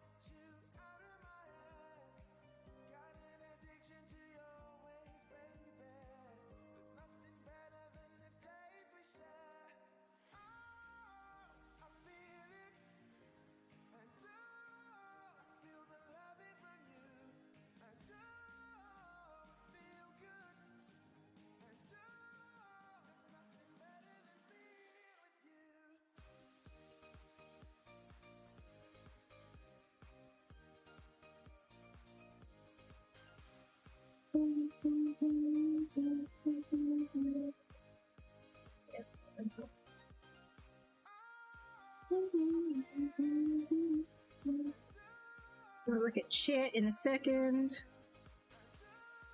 I wanted wings, so I just had to quickly block in wings. So we could hear the end of it. People would keep coming in, being like, oh my god, you should put wings, oh my god. The next thing will be a tail. Y'all just want like wings and tails constantly. If it doesn't have wings and tails, it's like GTFO. Wings, tails, wings, tails, wings, tails. That's you. That's you guys. So you sound like wings, tails. Just you.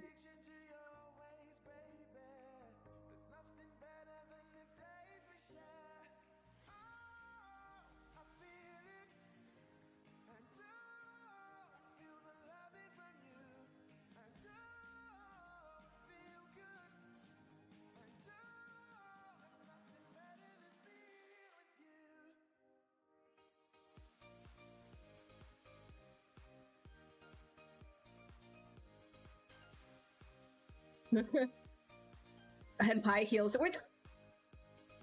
How do I make thin skin on wings like a bat? Well, lucky for you, we're doing wings. Look at this quick trick. So sometimes I use curve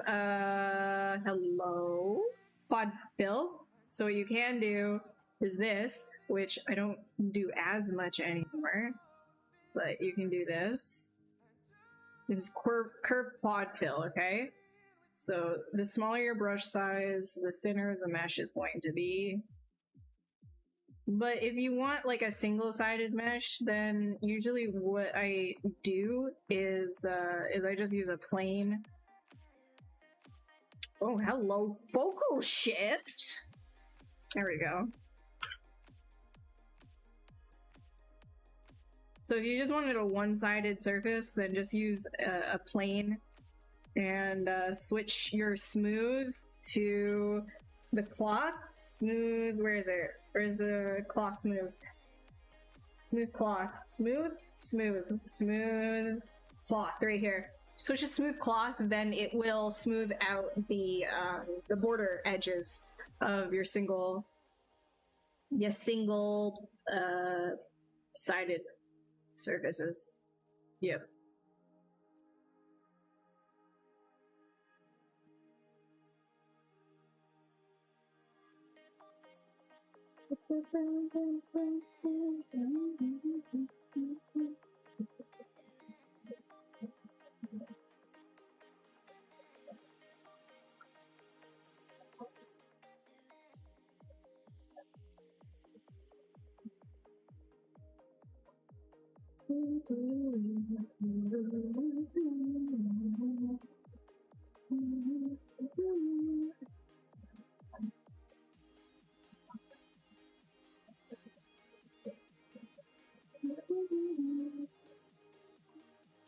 Split masked, so it's its own little thing, the little diva that it is.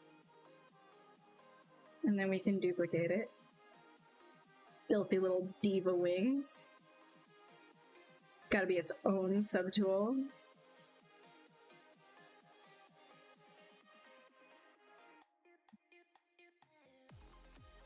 Nah. I'm just gonna do a new one. I'm not gonna be lazy. I'm gonna do a new one. No to the lazies.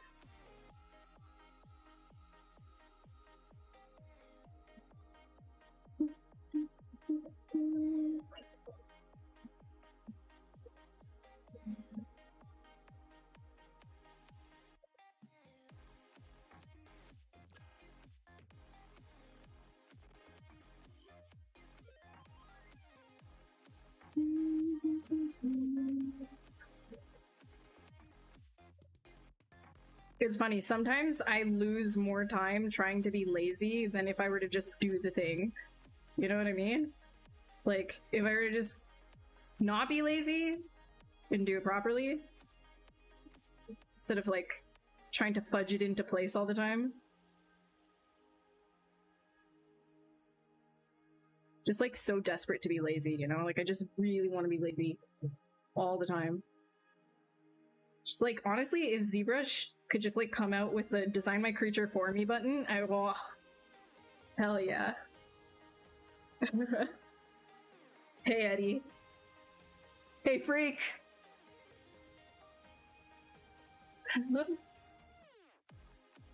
Experiments, yes, definitely experiments.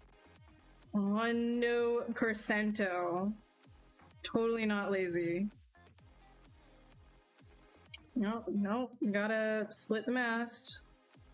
Filthy diva. Alright, we're gonna do another one. Wow, wings are so much fun, guys. Oh my god, don't you love wings? This is all for you. Wing-loving fiends. Wings are so fun.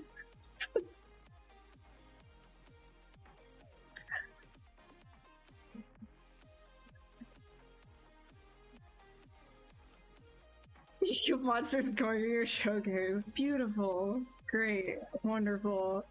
So happy I could help. Alright. This wing is gonna attach to the arm.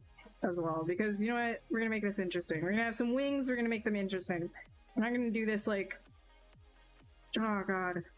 So we just want like these generic like freaking wings. It's either, Yeah, can you have some like bird feathers? What? Just like, can you put like a tail on it? Can you have a tail? God, yes, Mothman, definitely Mothman. 100% Mothman. 100%.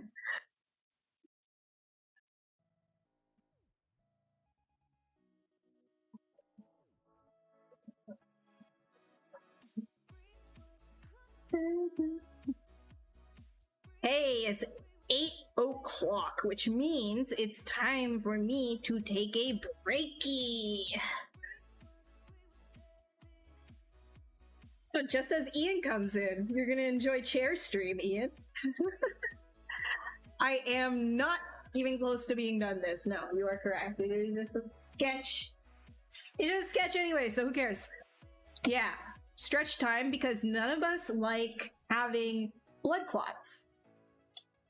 Stretching, getting up, and not sitting your entire life away, make sure that you don't get blood clots. Don't like blood clots. So get up, do your stretches, and then come back in 5 minutes and I'll be back as well, and then I'll show you my dog, Monty. It's very moody today. I'm not even joking. He's very moody today. Like, he usually is like under, he's in his crate today because I turned the AC on. He doesn't like the AC. He's okay with the AC if the door is open, but if the door is closed, then he doesn't like the AC. You see Moody Monty. All right, I will be back. Actually, I'll put this guy on stream. Hello.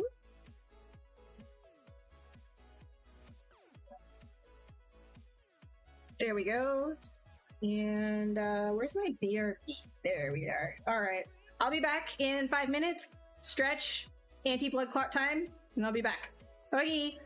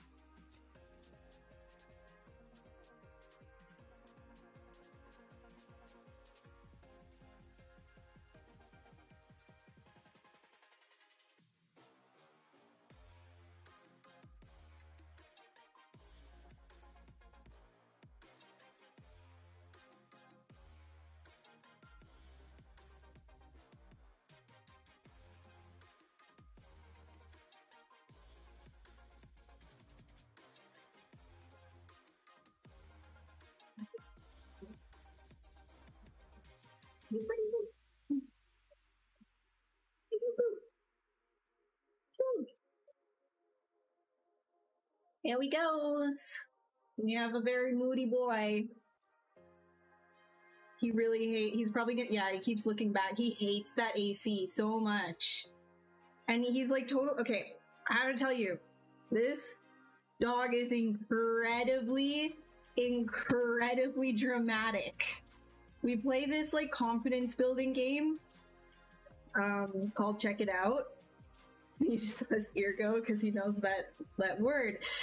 We play the confidence building game, so he goes and checks out the scary thing, and then he gets to return to me after he's booped it with a treat, right? Supposed to build confidence in dogs. Sure, it does. However, with him, if you do that too soon, then it becomes like he sees it as like you're making it a thing, and therefore you have to make it like it has to be scary.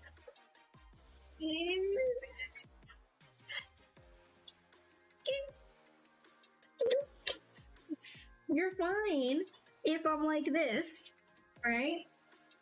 Oh no, he's not okay with it.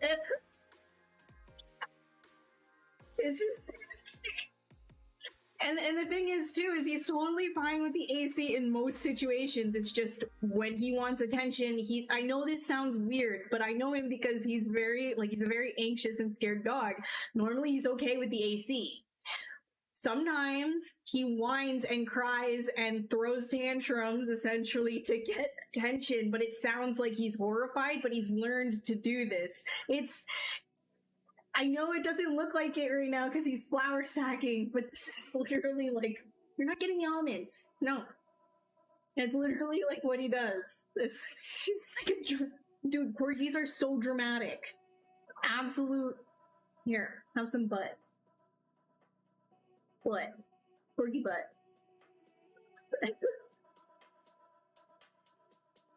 He always gets love. He gets love every single day. He's actually kind of, like, spoiled, honestly.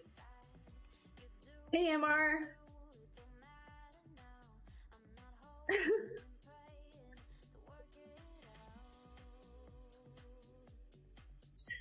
Wonder where he gets a king? I swear to God. You know, one thing that I absolutely love is just, like, grabbing his butt. He just doesn't mind it at all. He just, like, grab it and squish, squish, squish. Butt.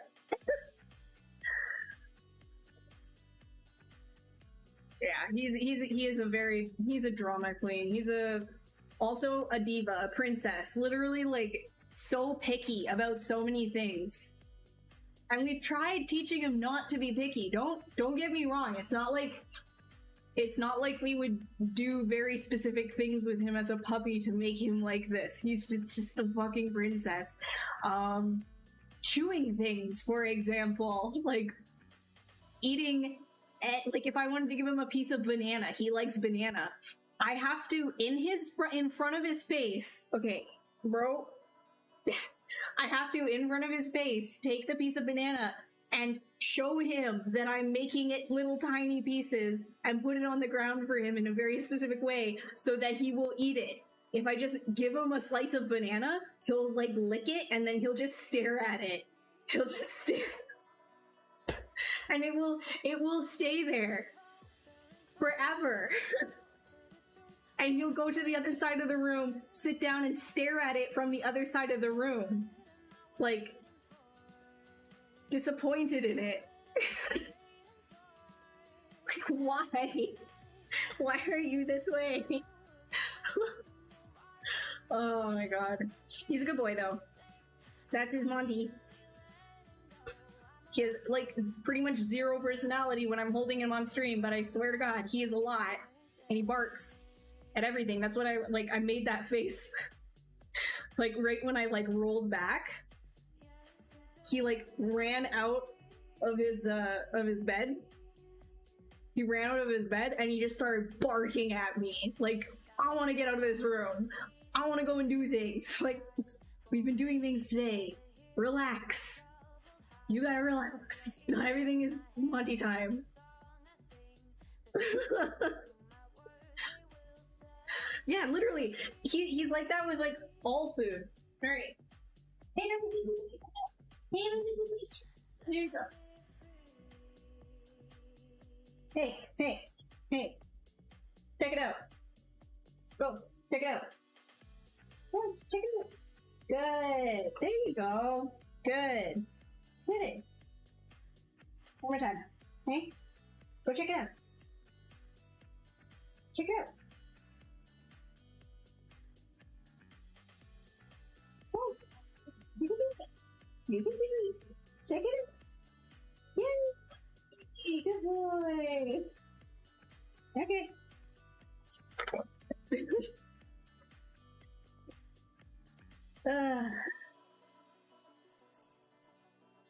Okay.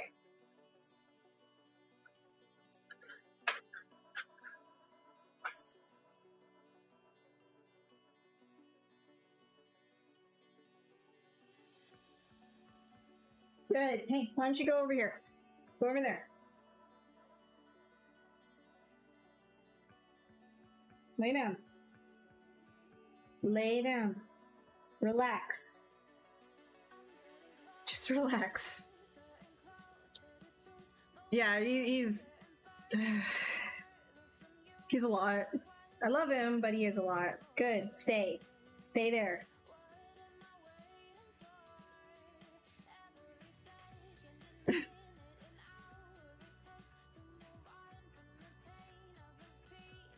Okay. Back to work. Bud. No, hey. Go on. Lay down. Lay down. Relax. You're fine. Oh my goodness.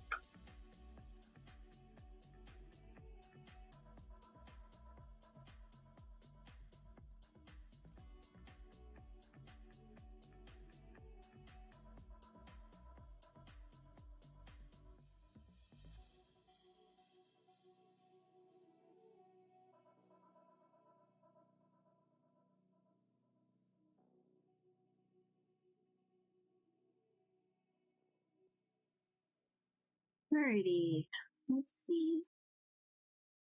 Let's do a little bit of Dynamesh anyways.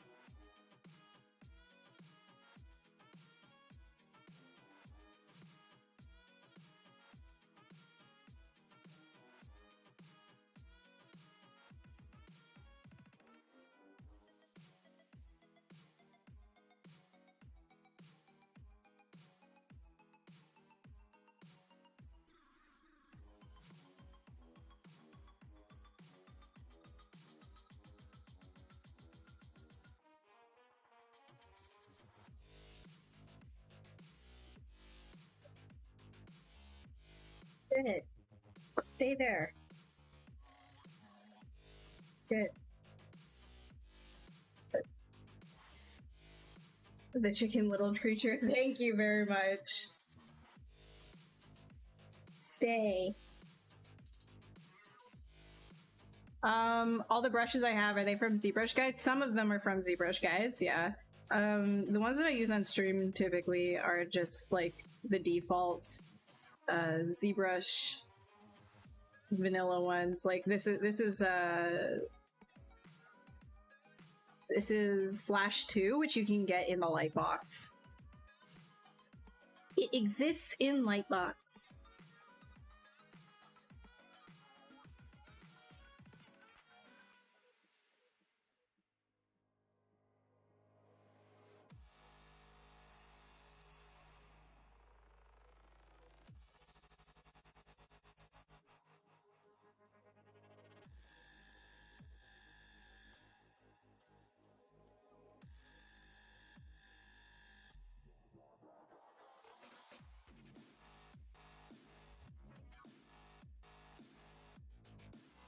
Also, default brushes are good enough. Yeah, I agree 100%.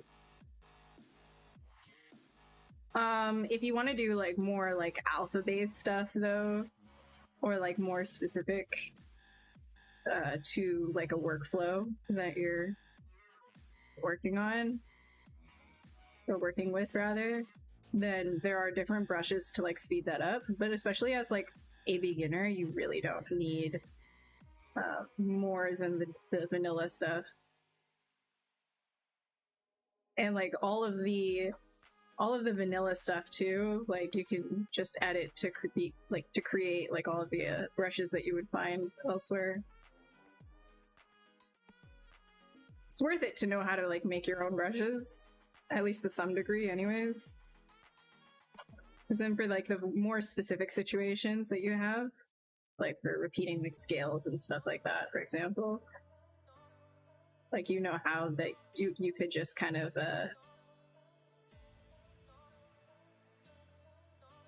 create something to speed up that workflow.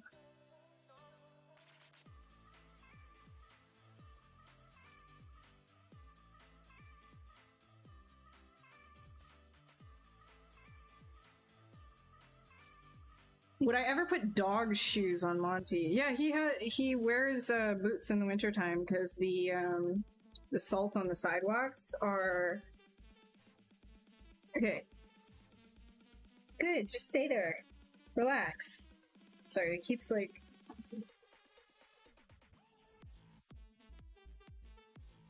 He both like wants attention, is also like uncomfortable with the AC, so like he's gotta like re-get used to it. It's not like he doesn't know about the AC.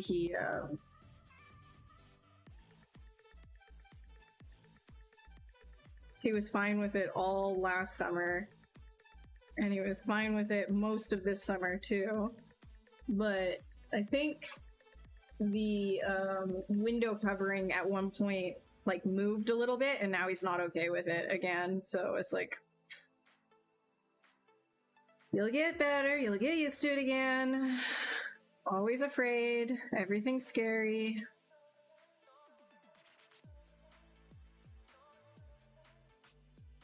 But it's like, it's not even just that either.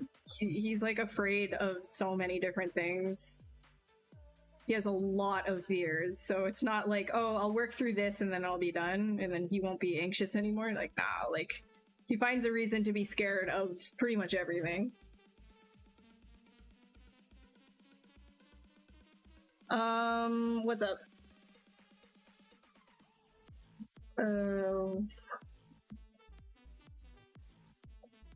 What is he doing down there?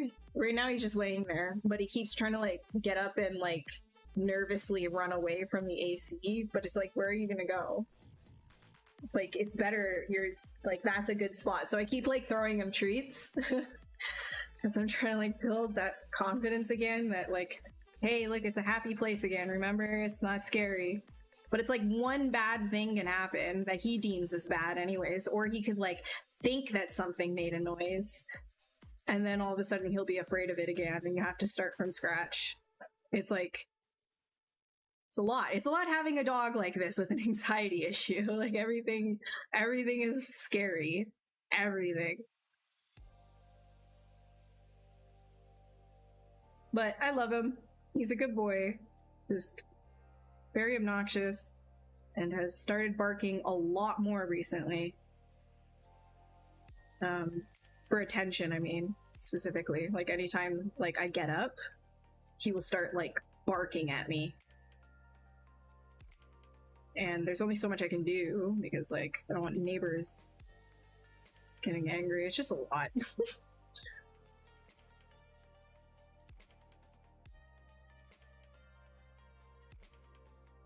What might be important where I'm looking at the thing, not zoom a lot. Yeah, if you don't like, I wouldn't zoom in like this and work at something, especially at this stage of the process. You have a parrot, but always up.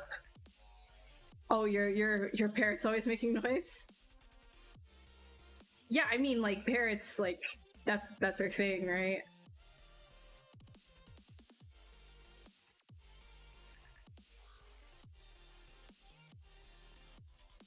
Yeah. They do be loud. Parrots are so cool though.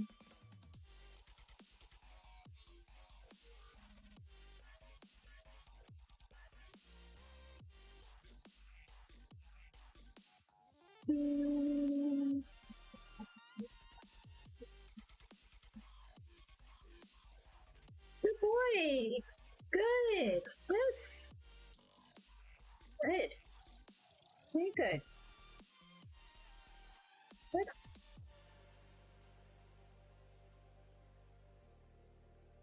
Looks like she's got a cigar in her mouth. What, your dog? When you give her a treat? Monty has to have them tiny. He needs them cut up for him.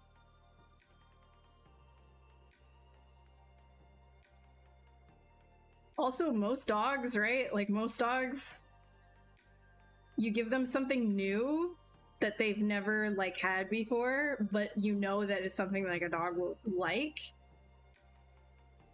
Normally dogs just like sniff it once and then just like devour it, right? Like that's like a normal thing. Monty will gently take it out of your hand like a very polite boy, immediately put it on the ground and be very suspicious of it. He will smell it, nudge it, try to eat it, put it down, stare at it. Like everything is a conspiracy against him. It's very suspicious.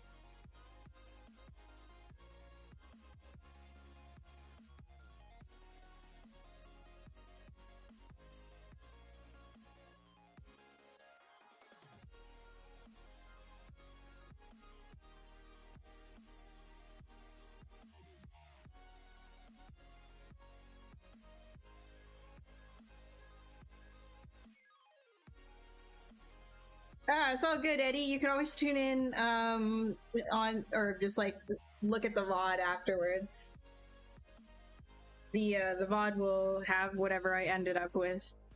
It probably won't get like too far, I don't think, but you know, it'll look like something.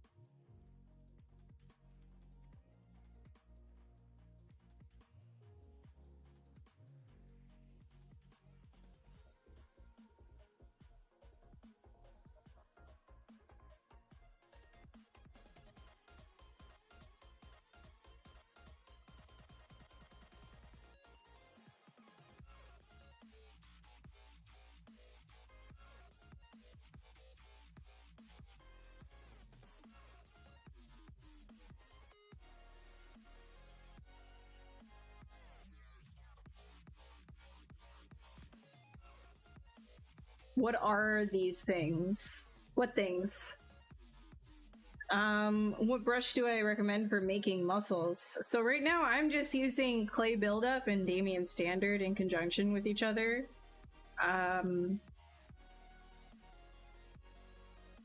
Like, you could also use Inflate, I guess, as well to make different,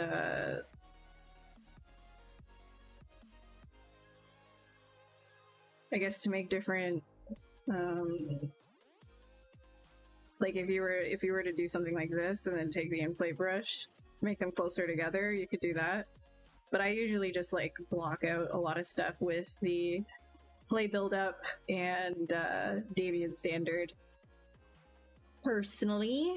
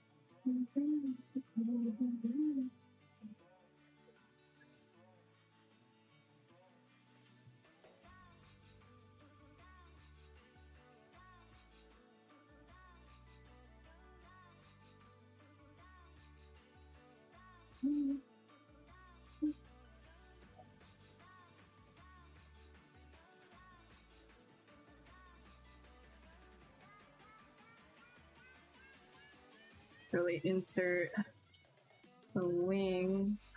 Alright, I know what I'm gonna do with this one then.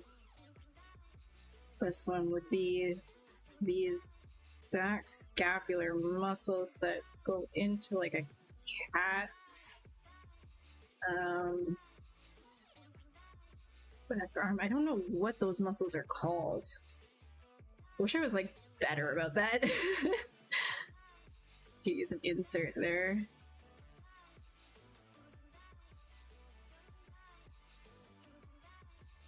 This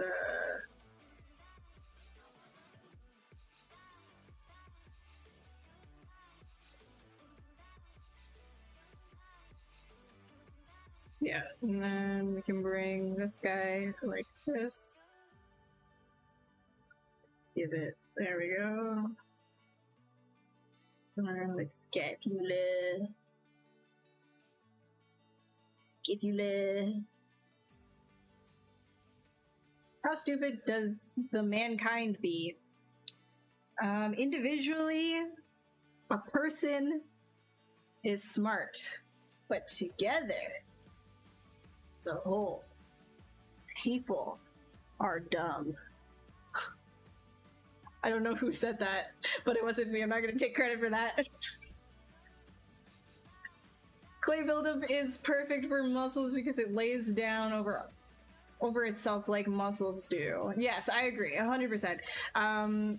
Clay Buildup is just great in general because you could just like throw stuff on top of each other. Tommy Lee Jones, is that who said it? I don't know. Life is infinite. We live in a society. Yo.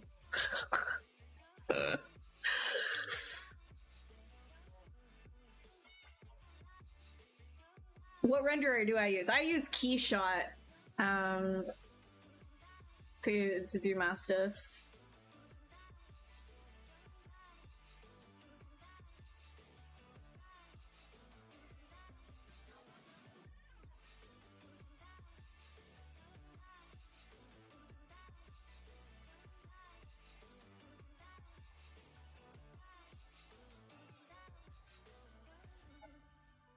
Here.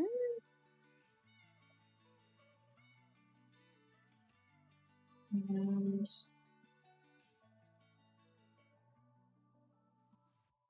I like exaggerating these like skin folds. Skin folds make me happy.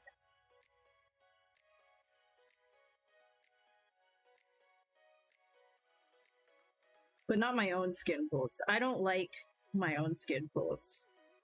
My god, I've been getting lots of skin folds. Starting to age. Really notice it when you're doing makeup. Like my eyelids are now like the same, like they're like scrotums. It's like it doesn't like layer on properly. Just like, come on. Oh well.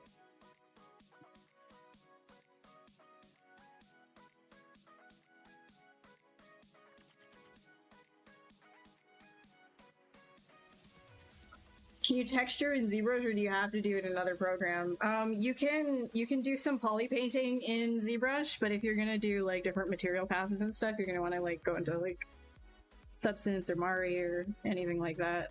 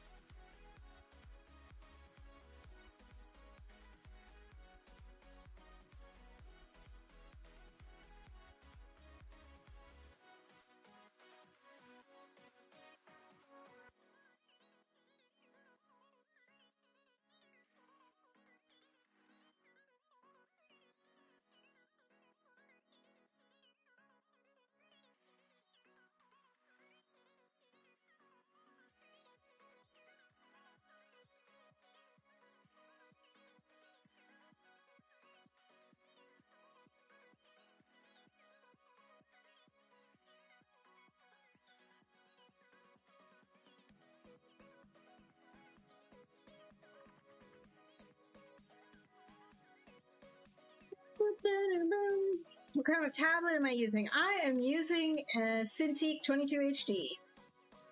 That's why you grew a beard. Don't notice the wrinkles anymore. Okay, you know, throw that testosterone my way. I'll try.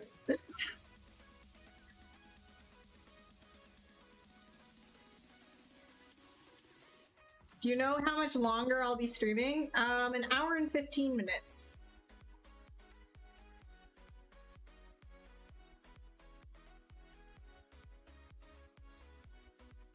Too much info. That's my MO, dude. Like, I literally don't care. I don't, if I'm making you uncomfortable, I mean, I'm sorry, but the word scrotum is an anatomical word, and if it makes you uncomfortable, I'm not gonna go there. Sorry.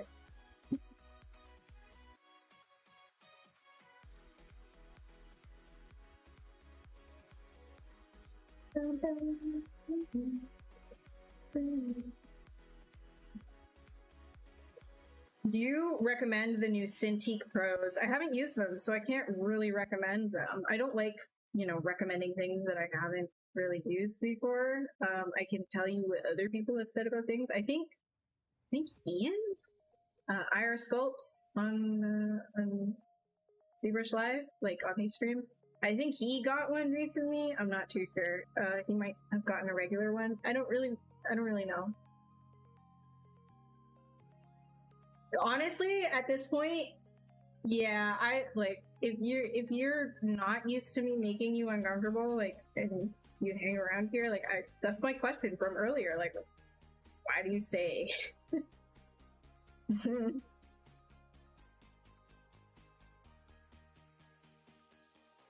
Oh my god, I messed up. That is not how that looks.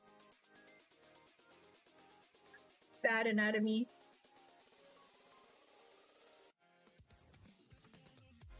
To remember, we're going more of like a cat farm thing here. And this is like, I always have to remember like this drumstick shape. Like, yeah, that drumstick thing going on.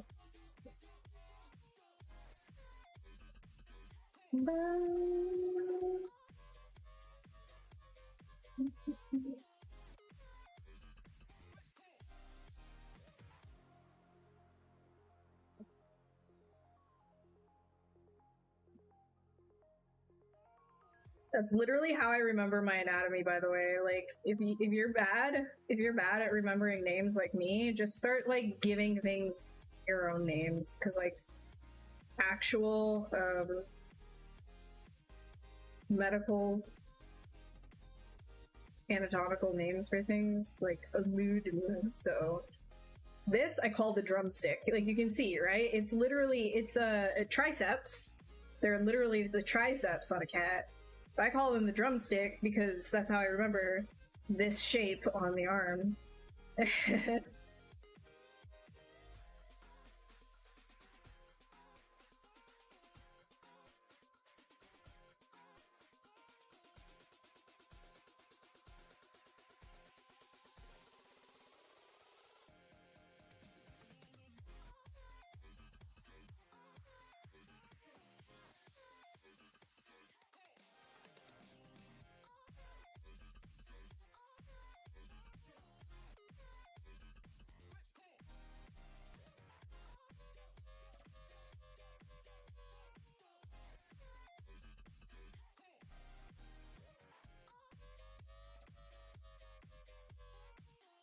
These forms are gonna summon Geo. Geo would look at this and be like, I can do you 9 times cleaner. And he'd be right. Let's see. Use Substance Painter, so you should use that, but you would have to UV unwrap first, right? Yes. There is a way to send an image, like a screen cap, like a 2.5D type thing. Wow, I am so bright. Wow, look at how bright I am. Yeah, there we go. You can send a like a 2.5D type thing over to Substance and work on like an image, right? And I think Pablo has that on his website, ZBrush Guides. You could look for it. There's like a specific like workflow of doing that, and then you don't have to UV anything, but it's just for a still image. Thanks, Chomsky. I'm glad you like the unfinished dough looking like wings. Like they're. Thank you so much. An old movie called Mimic. Don't know what that one is, but I'll take it. Thanks, Sergio. Gargoyle action figures. Oh my god, when are they gonna make gargoyles like an actual live action thing? Disney could make so much money off of millennial nostalgia. Thanks, Peter. On vacation, glad to catch. Oh, well, hi, Greamer. Hi there. Hi, On. How are you? Frank, you can stop saying thank you. It's all good, dude. I got it. I got that you're thankful. Be woke as... Oh, woke gargoyles.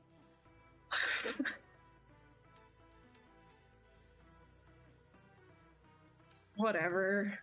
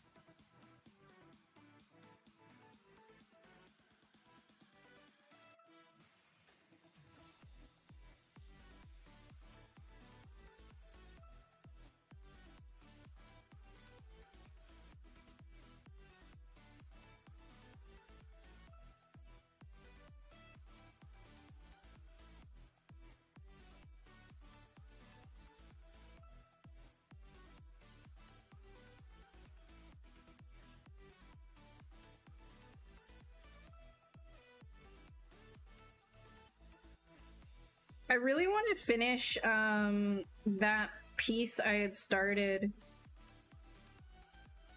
via the basilisk piece. I just wish I had more time.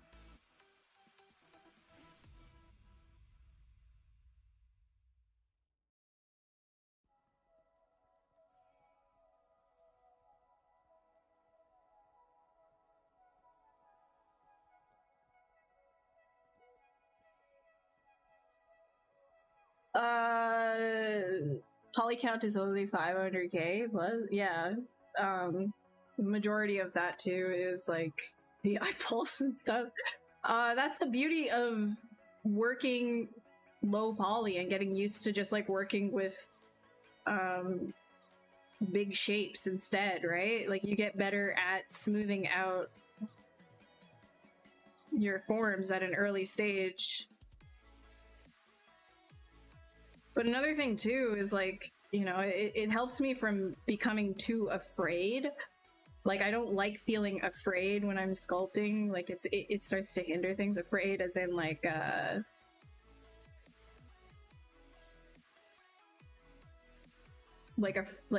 you know, being too cautious about things. Oh, excuse me. I also like the fact that, like, you know, if I ever feel like I'm getting too afraid, I just say, screw it. Like, I can always just go into T-pose mode and fix all my proportions that way. The better, it's best to just kind of like, you know, get your forms in there.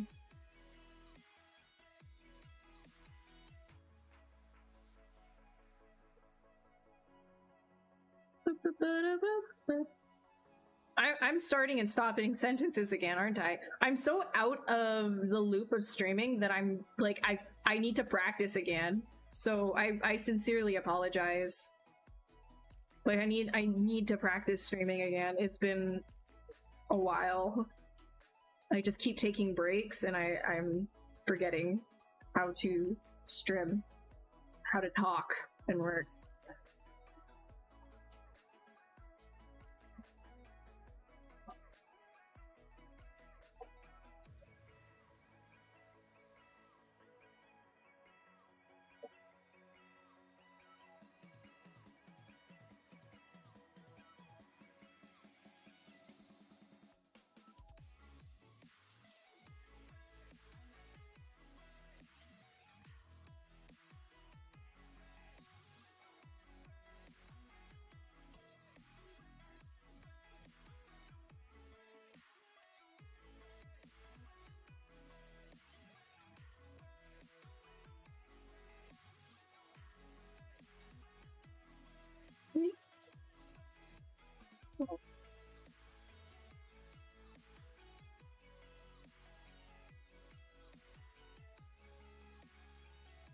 Give my account?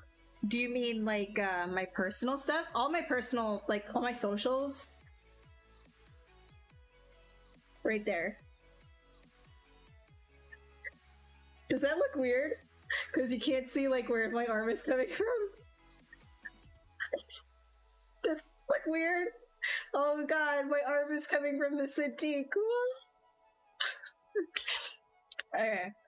Do I prefer block out shapes first or start straight from sculpting? I like to just kind of like, yeah, I usually like if I'm doing it like this, just like sketching, I will just like block out from a sphere and sketch from a sphere. Just like how you saw like at the very beginning of this stream.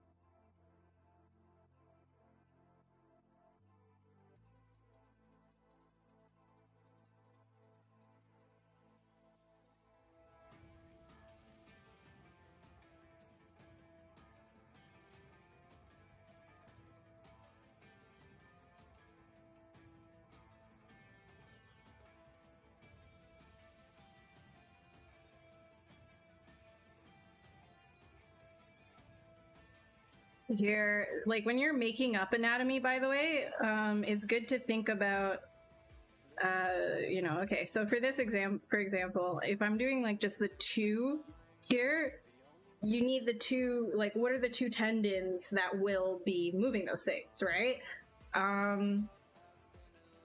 So that's sort of like where I'm like making that split right here, allowing like the main flexor or whatever you want to call this, and then you know, these two tendons coming down here to move.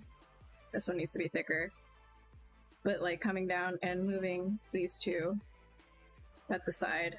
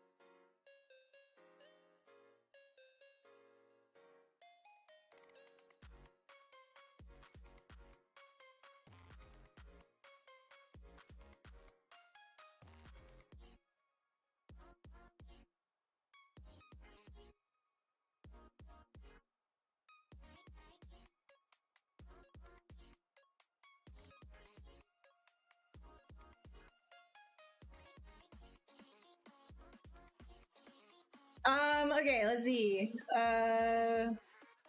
We'll maybe go for the name A cubed. It's my initials. My initials are AAA. What do I do when you smooth spiky bits too much and it becomes so pointy it's a dotted silk string thread? Do you know what I'm talking about? Yes! Chomsky, I utilize the hide and delete function. So if, like, let's say right here, right? You take this and you're like smoothing it, and you're like, God, like, okay, well this is topology, that's fine, but I know what you're talking about, like usually when it's like Dynamesh. So what you do is you take that bit and then you hide it. And then you go down to geometry and in modify topology, you delete hidden. And then after you're done deleting that monstrosity, you can go right on over in the same menu to close holes. I think your problem solved. Bye-bye. Get out of here. Get out of here with that. Right? That's what I do.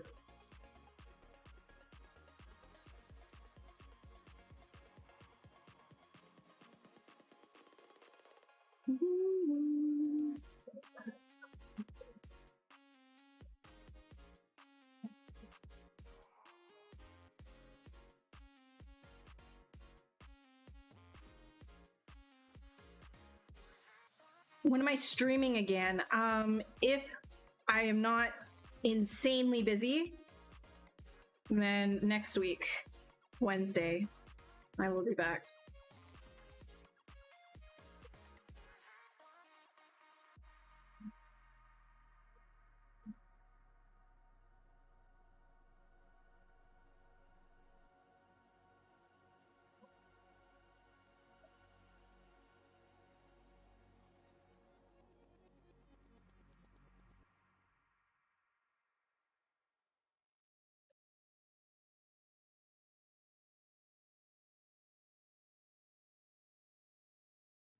Now, how to study ZBrush. My favorite approach to studying ZBrush is just to get into the program and get dirty with it. There's like really basic resources, like Z Classroom, like to help you to help you like with all of the basic stuff, right? Oh, why doesn't that send to whatever, zclassroom.com. So that helps you with all of your like your basic stuff, like, you know, if you're confused about a certain thing, like what does Dynamesh do, zclassroom.com will have your answer for you, right? It's all of that. It helps you navigate the UI and discover the tools and understand how to use them. But I would say the best way to get good at that is to actually get hands-on and try it out yourself. So think about things that you like to sculpt and practice those. Look at reference, right? Look, you know, Pinterest has a lot of really good reference for anatomy, and you can make boards. It just sends you from thing to thing to thing to thing. Definitely do that, right? I'm not gonna say you have to take this course and pay this much money or whatever, because it's ridiculous. Like, you don't have to do that. You can self-teach, but you just have to have the discipline, right? So really just, yeah, get good. No, I'm not saying that. I'm saying it does take a lot of determination and focus if you want to get good at something, not just art. So reference, and use the resources to help you understand the UI a little bit better. No, I don't mean that. Don't twist my words, bro. What? A solar eclipse in 7 hours? You should be able to. Yes, I know. I'm hope that I'm like awake for it.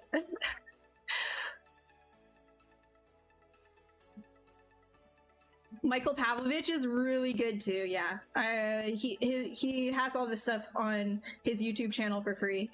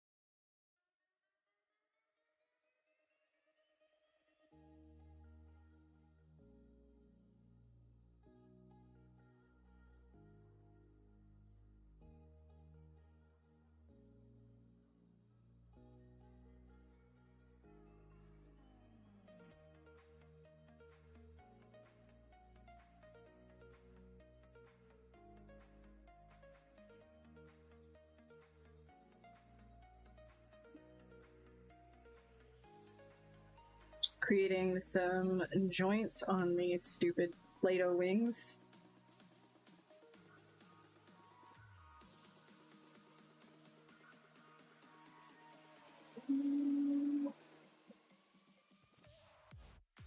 Curve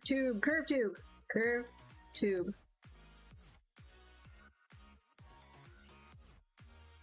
Now, remember the first sculpt you did that you thought was a success in my own mind? The first one that I thought was a success, I'll tell it, like, that I was like, oh my gosh, like I'm finally gonna get a job. It was definitely this stupid, like, I gotta get this off of my portfolio. I kind of keep it there just for like posperity's sake, I guess. Here, this is like the first one that I think I was like actually like proud of. What? Hello? There we go. This dragon. This one, like you can see, like I literally just dragged alphas and I didn't do much. I just smoothed over it and stuff. Like I really didn't know what I was doing very well, and this took me like a while. This was 5 years ago. Is this the one that I was like, yes, like I can work VFX, like yes, I can do it. And I was really quite proud of it for a little time. And I was getting like, you know, like applying for junior jobs, I was getting like, you know, attention for it as well as a junior anyways. And I was like, now I'm looking at it, I'm like,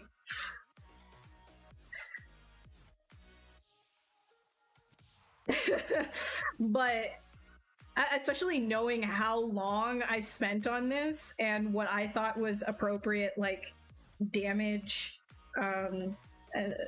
to like and appropriate for like the scales and stuff. Like this is all so blurry, nothing is crisp.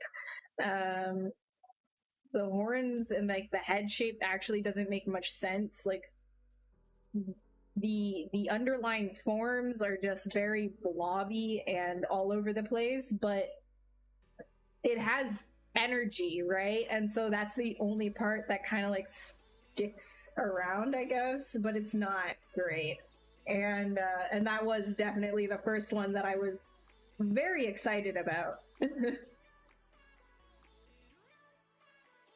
But like the thing is, the better you get, like the more that feeling just kind of like goes away, at least for me. So really, I don't know.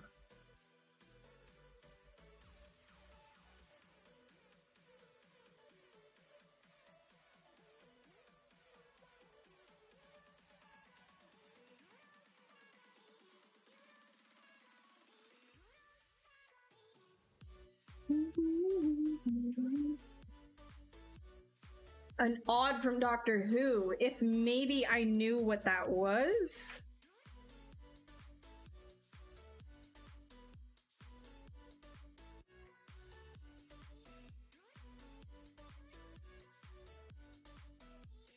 I know what Doctor Who is, I just don't know what an odd is.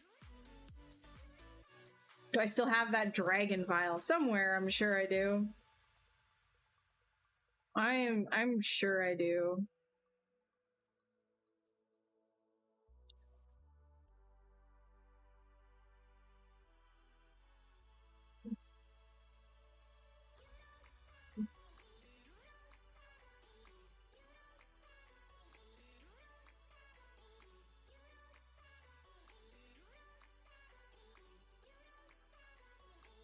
But yeah, that dragon sculpt, like, it took me so long just to do that bust too, and I had no idea how, like, I would ever do, like, a full body thing. Like, that sculpt was, like, I think over a week back and forth on it, like, just to get the bust done.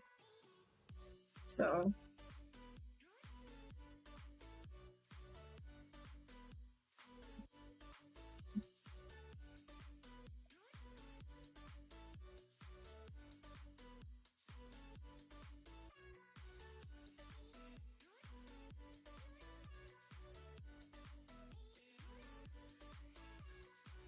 But what are you doing? Why don't you just lay down?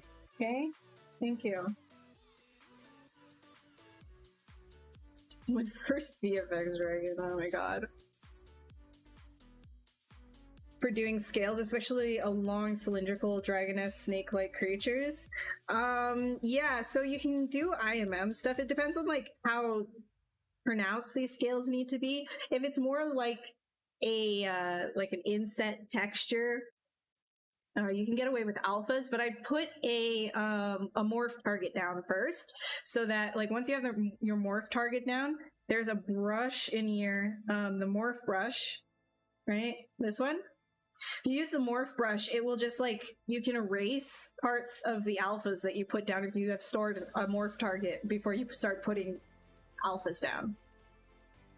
The wireframe of this is disgusting. It has no relevance to anything, Augusto. It is a Dynamesh sculpt. There's no point in looking at the wireframe here. What do I use for skin textures? What did I use for skin textures on that one? That was just some like generic alpha that I found, and I thought I was like a genius for slapping it around everywhere without like all willy-nilly. Oh, an ood, not an odd. It's an ood. Oh, they look like mind flayers. They look like mind flayers, dude. Do I need to retop this for professional work, or are you mostly just hired to sculpt cool stuff?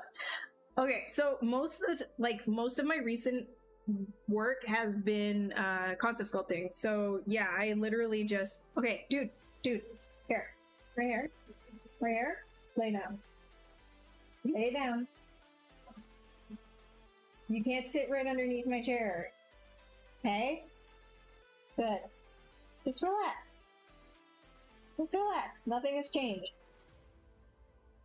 Good. You can't sit right underneath the wheels. It doesn't work that way. But yeah, I literally just work as a concept sculptor. So I'll get either verbal pitch or a quick sketch that like some other designer has done in a realm, and I'm told to play around with that. So I'm doing a lot of design work, character design work, creature design work in 3D in ZBrush. And I can't share this stuff either because it is incredibly NDA, and like, you know, it's all owned by these companies, so I can't share with you any of that. But essentially, yeah, I get paid to sculpt stuff. Most of what I do is right now, anyways, some of it is less in that realm, but mostly it's like kids work, like cartoon stylized.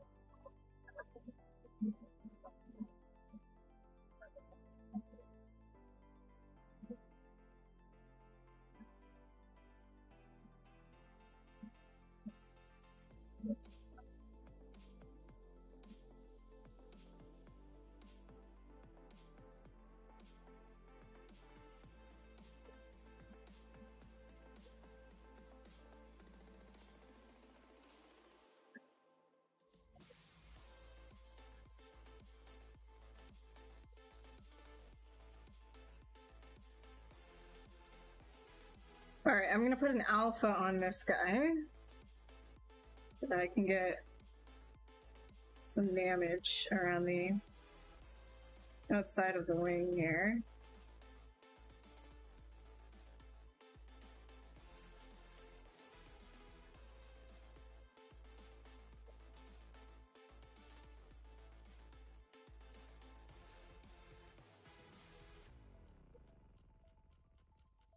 Make it look less good. I'm gonna quickly save this too. Bling! Do I do any rigging or just sculpting? I am a sculptor. I don't do rigging. I know how to rig in a basic sense, but that ain't my career.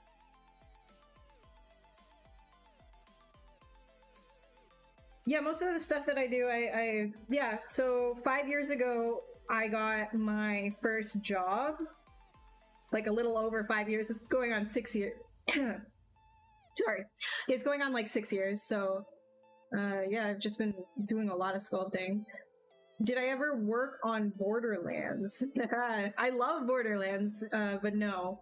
Borderlands 2 specifically, the third one was just like, the potty humor was just, it got really tiring. But the second one was like amazing. I loved it.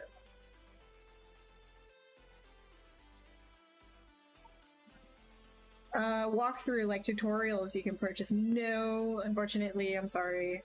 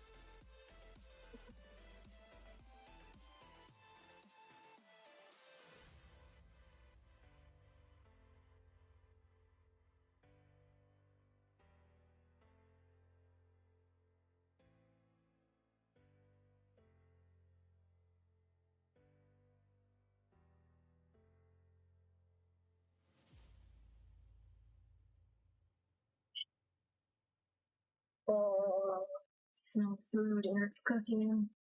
Eric's cooking. Did I join NFTs? Nope. I did not.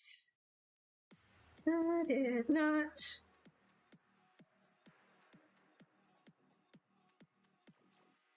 Very happy for anyone who actually made money off of it, but I smelt the doo-doo fire waiting to happen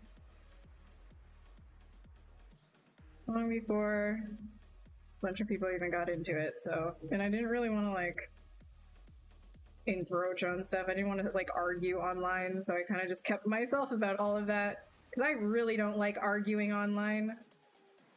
I really hate it.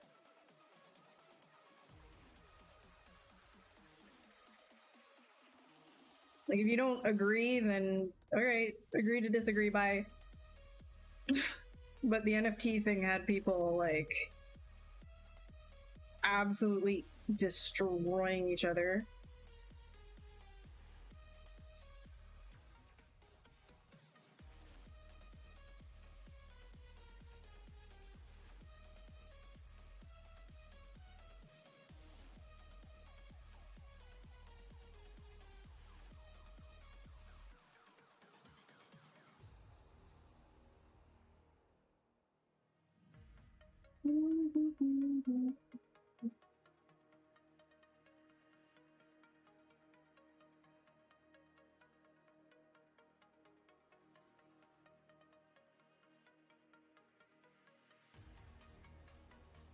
Are those better for contrast? Wait.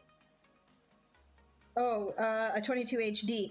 Yeah, I don't know about contrast, but I've always liked the Wacom screens. It's just sort of been my go-to brand. I don't really know too much about the other alternatives, but I really enjoy this. Thanks, Sergio, I appreciate it. Right, where you're adding layers and height to one side of it. Oh, that brush with the /2, he has a similar brush to that one, and you could never get it to work like that in ZBrush. Just use a /2 brush then. Like, yeah, you just it's direction dependent. So because it's based off of an alpha, so if you're dragging, right? If you're dragging this way, the ledge will show that way, but if you go up, the ledge will go the other way because it's applying an alpha, so it's direction based. That's all you have to, if you want to, you know, if you wanted the ledge to go the other way, but you wanted to stroke downwards, just use the alt function. Actually, no, that doesn't work, does it? Yeah, it does. Yeah, so just alt if you wanted it to go the, no, I'm just used to, never mind. So yeah, it's direction based, sorry.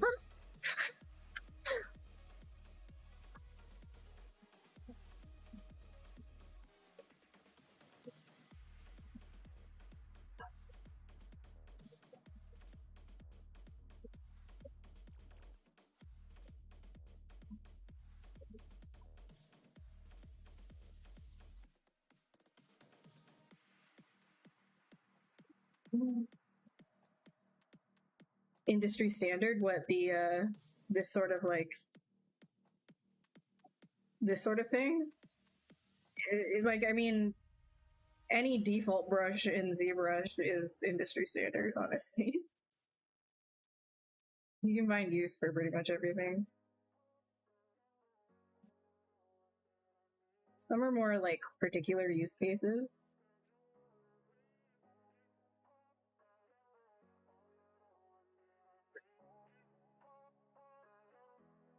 Sometimes I like to do things where, like, I'll take one creature and I'll like a sketch, and I will just like fully base the whole sketch off of that, like, just to see like what I can do.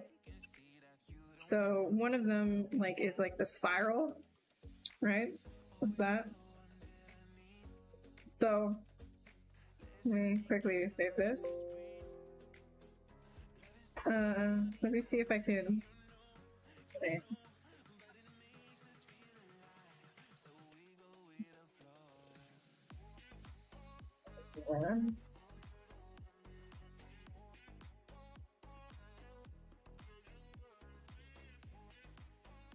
But I've done sculpting in Blender or Maya. Yeah, but it's not nearly as good as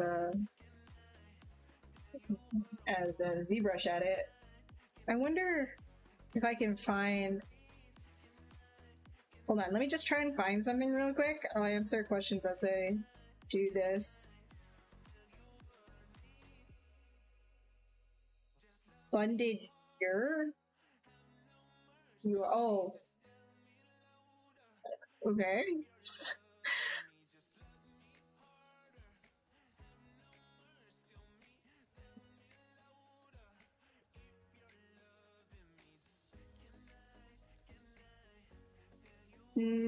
I don't know if I'll be able to find it, if it's even... Wait, maybe...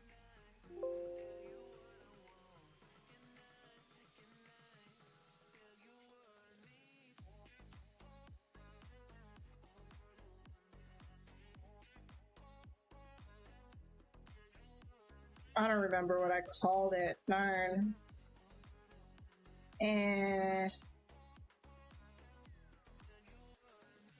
Oh well, whatever. I was gonna show something, I can't remember what I called it. It's fine. But sometimes I base like entire sculpts off of like one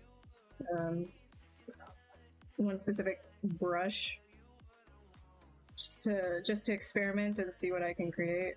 And I did one with the swirl brush, which was a lot of fun.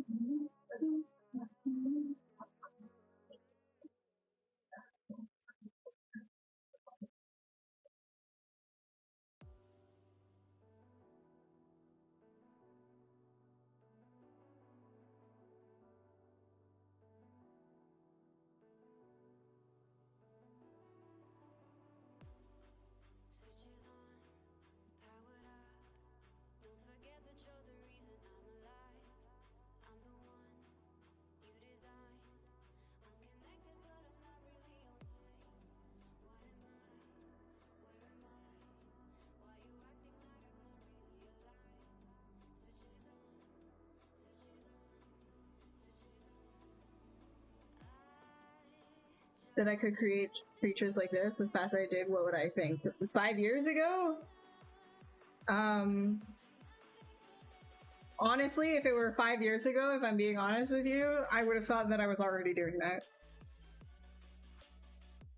Like, it's honestly perception, like self-perception.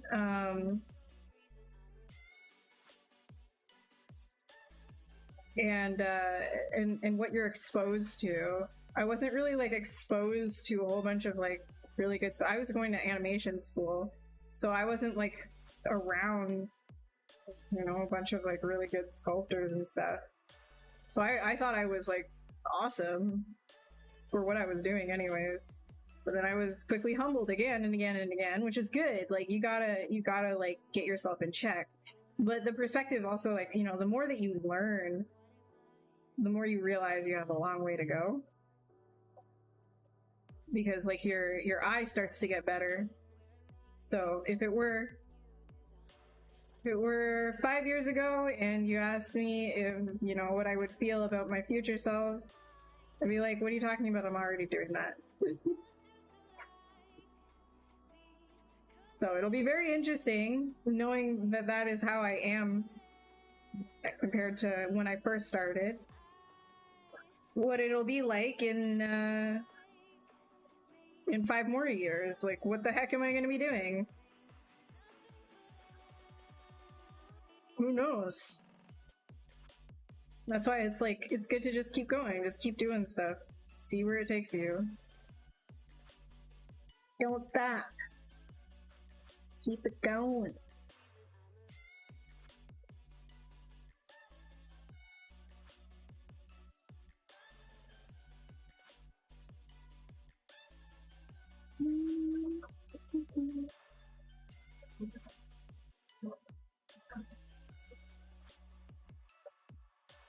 Alright, I'm gonna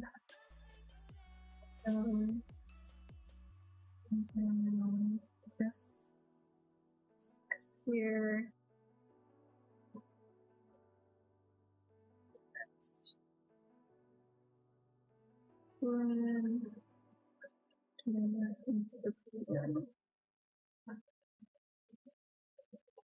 This one.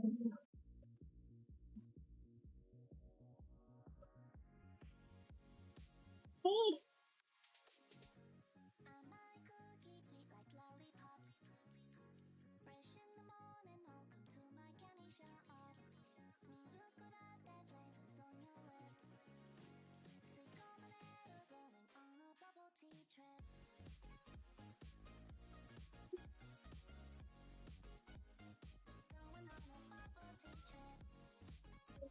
I want bubble tea.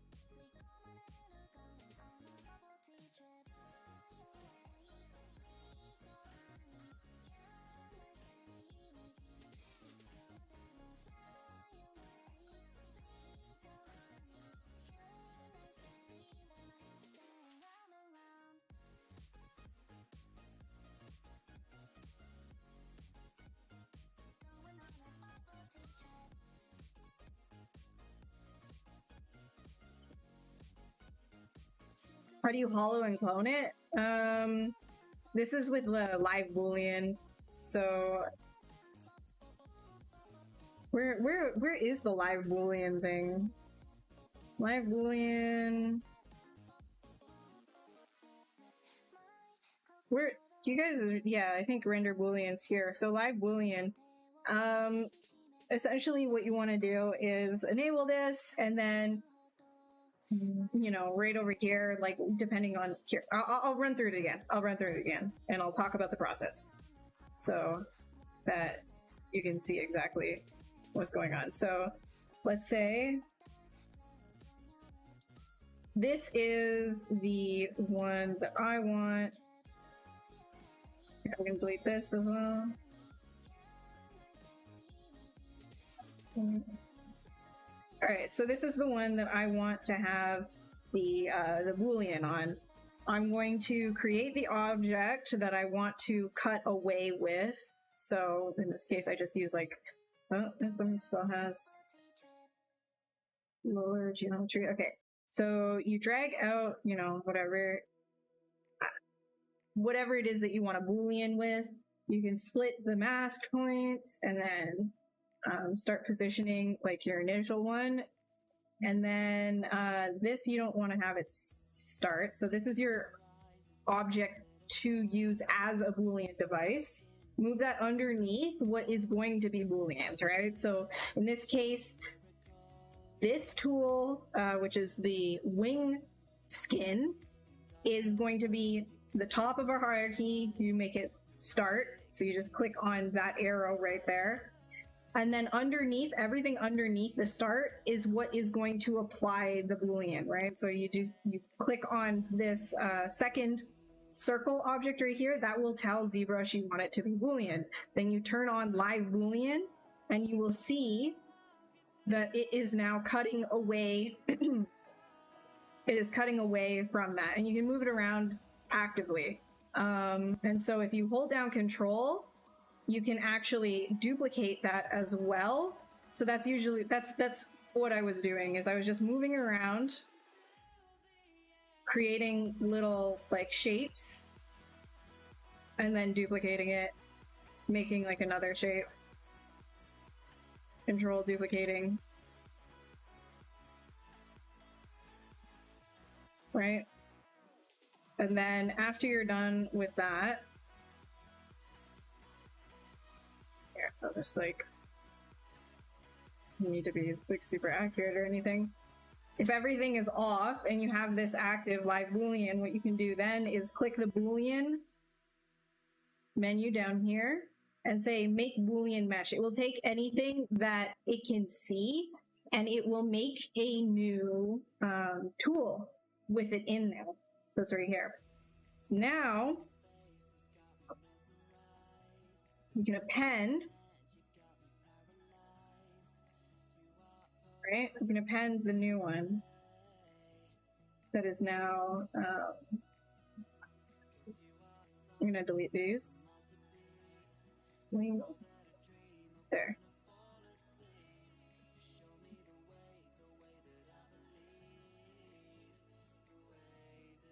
There you go. And if I was really bad at explaining that, which I probably was, you can go onto Z Classroom and see how that works. They have a much more user-friendly explanation than I showed you.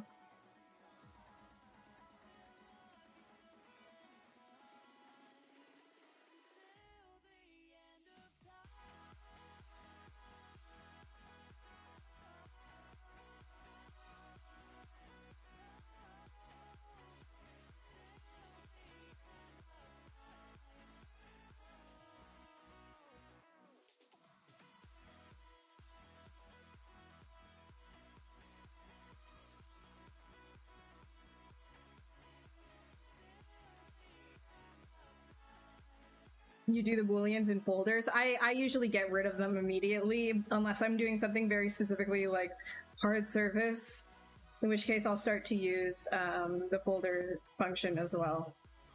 It's not a bad habit to have, I'm just saying.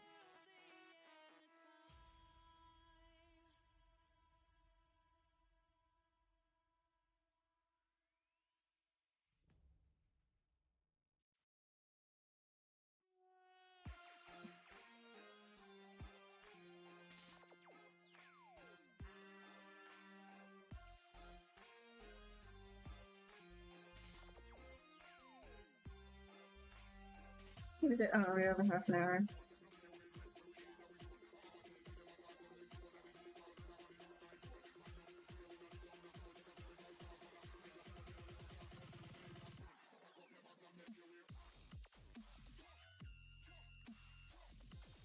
Bro, what am I gonna do? No. You're disorganized, you're working on it? Yeah, but I mean, like, the only time that I really even bother organizing stuff, because you can always just like alt-click on tools in ZBrush, is when I have to send things off to a client. That's literally the only time that I'll like, oh yeah, I'm totally an organized person, ha ha ha ha ha. I'm self-reporting right now. Oh man.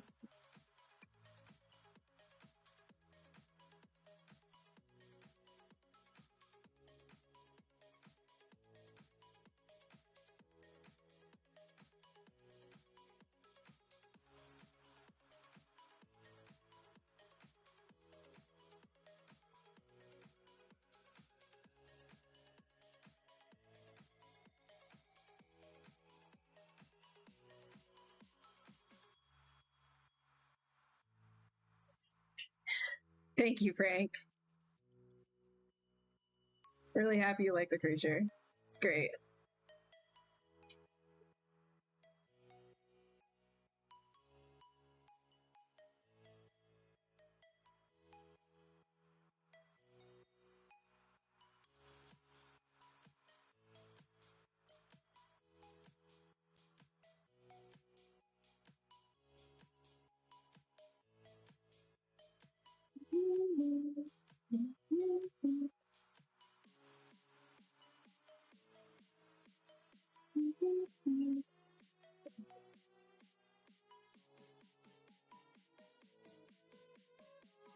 So usually before I start doing like any of like this like detailing stuff, as you can see, I always like throw down the actual muscle structure that I want to use, and then I'll like, you know, start doing my thing.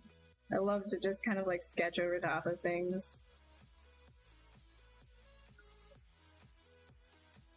Because then when you have like the real muscles in there, right? Like if it's already in there, then everything that you lay on top is going to make sense. And because nature is honestly the best designer, you're working with actual anatomy and just altering it so that it, like, you know, you're just kind of creating your own anatomy that makes sense in a real kind of like context in some way, shape, or form. Then your design is already going to be good, right? You're just going to add to it. So Mother Nature is the best designer.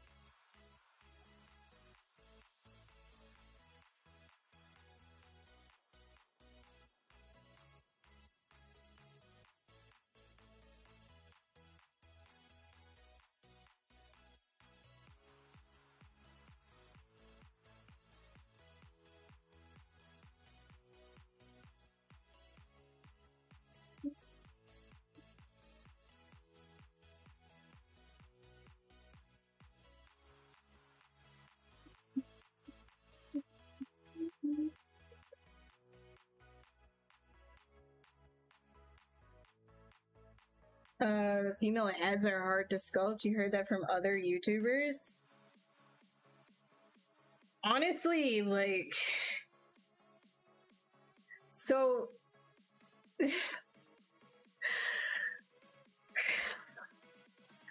The reason why that's said, and I don't think a lot of people recognize this, is because everything is hard to sculpt, okay? Everything is hard to sculpt.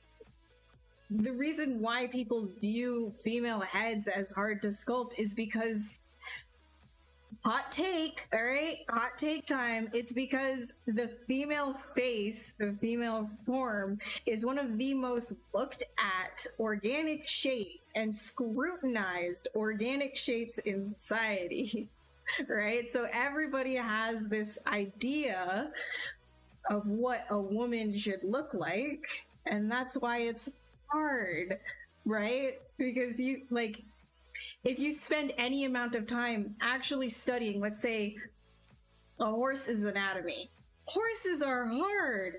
They're really hard. I wouldn't say a horse is any harder than a female face if you're doing something really accurate, right? But the reason why people say that, like, female faces are so hard to sculpt, is because there's this idea of beauty that you have to achieve or whatever. And like, it's a can of worms.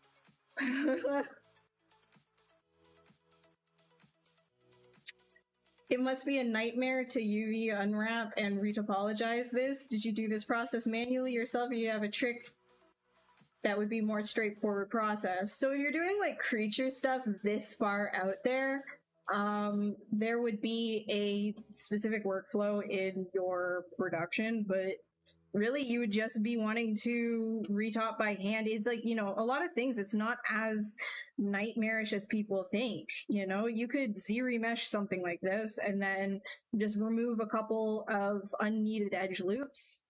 Easy, you know, or even just like recreate it as a spline in Maya or something. With the arm, you just retop it the way that you would a normal arm. You wouldn't be following every single one of these things, right? You would bake that down. So if you're drawing topology on top of this, like, it's honestly not as bad as a lot of people think.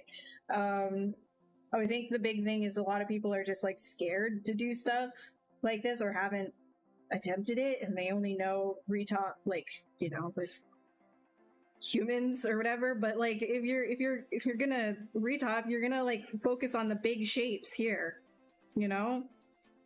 So overall, the neck, right? You would give it straight topology, and then you would bake everything else down, right? That's really what it would look like, and you're gonna bake it. Now, if there's like some more specific things that you need to do for rigging, like if they wanted something to move a very specific way, you would work with them to figure that out. Like maybe you would want to create more of like an indent here. You know, if you're working for film, you just add more. And then you're good. But really what you're going to want to do is just start like really like low res. So, you know, do your facial topology, right? So you'd have your loop here, have like your mouth loop, right? Because that would need to be deformable, right? Deformable.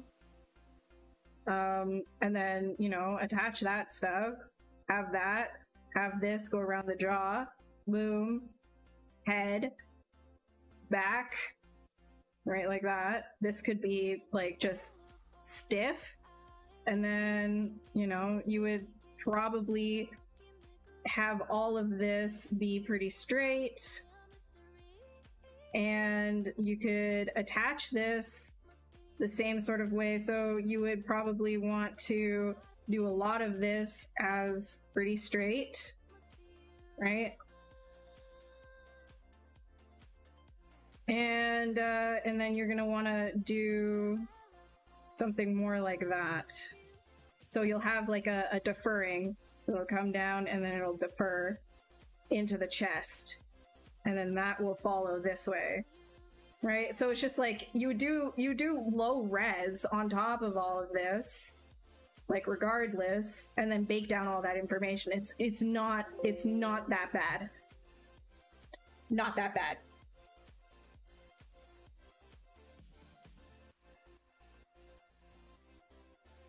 Start with light, easy model and do the trick in ZBrush and rebake that with Substance Painter. You always wonder how they manage so much complexity. Yeah, just work yourself up.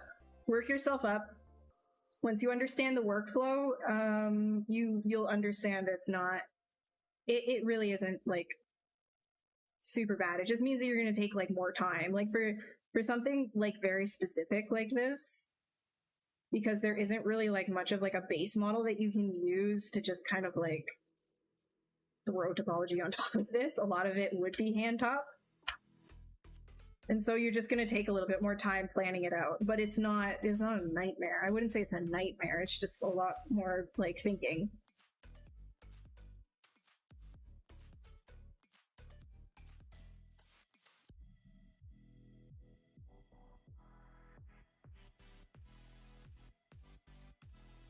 Yeah, /2 is a lot of fun.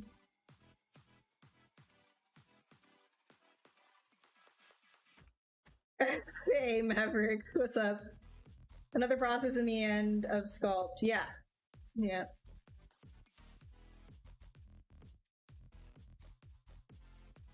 This is the hard way. I mean,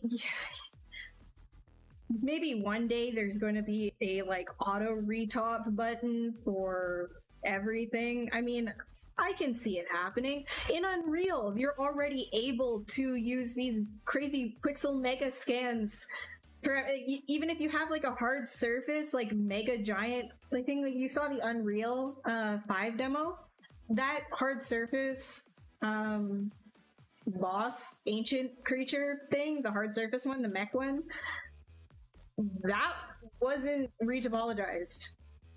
That was like, I mean, it probably, okay, maybe it was retop, but it was like an insanely dense mesh. And they were able to like rig it and animate it just fine in Unreal because it doesn't need to have like deformable topology like an organic model, right? But maybe one day in the future, there might be like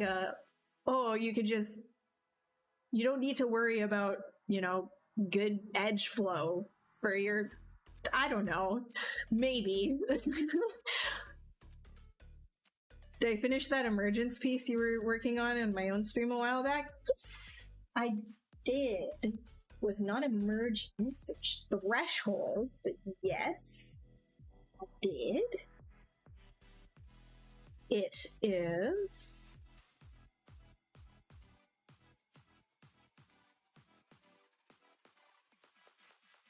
right here. Voila!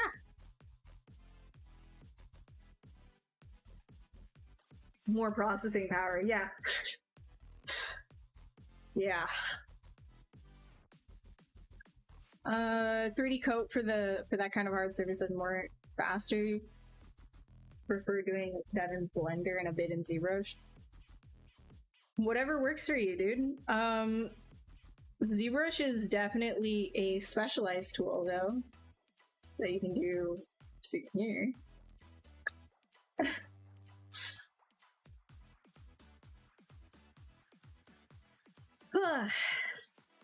Thanks, Sergio. The thumbnail worked in. Yeah, that was the whole purpose, right? Like the whole idea of that exercise was to take a very, very simple thumbnail, like a very simple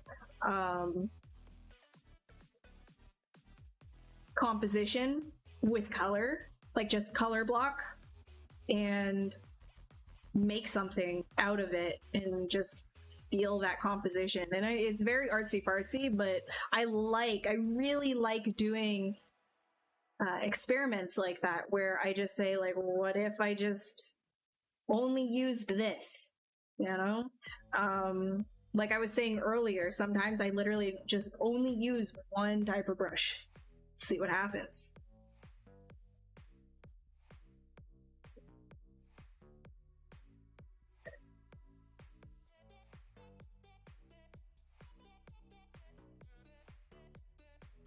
Oh, Swiss cheese man. We'll fix that by going to geometry, mesh integrity, fix mesh.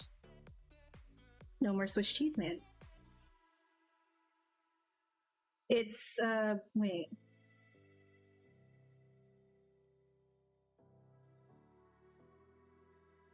Oh my god. My hair is, oh, yeah, my hair is being something right now.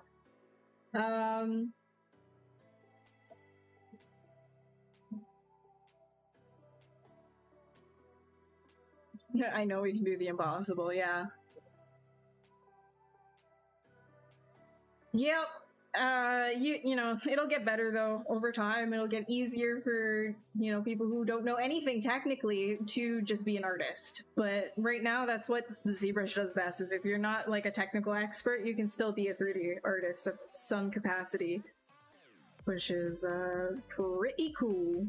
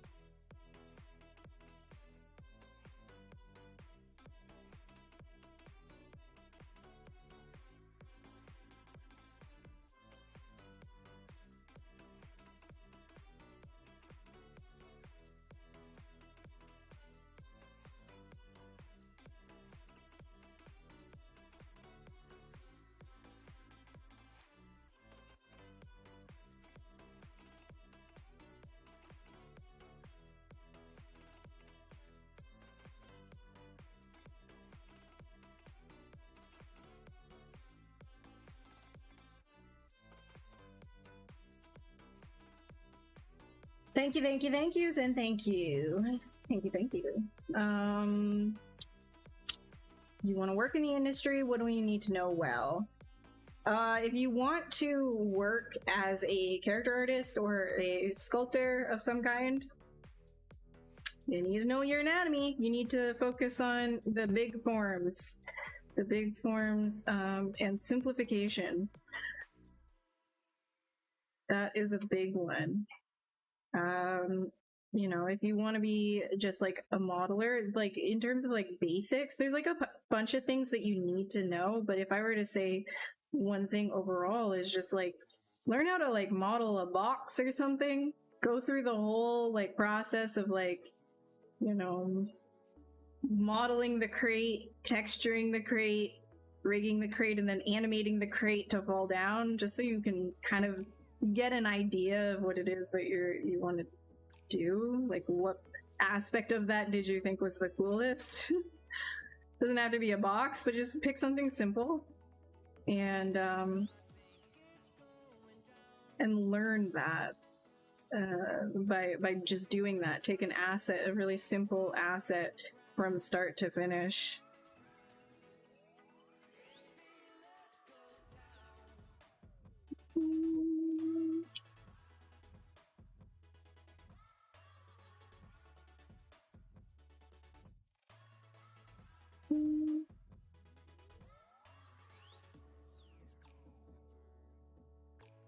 Oh my god, I'm like so blown out and bright. That's the thing about sitting next to a window when it like in streaming at a time, that it goes from like daytime to like nighttime.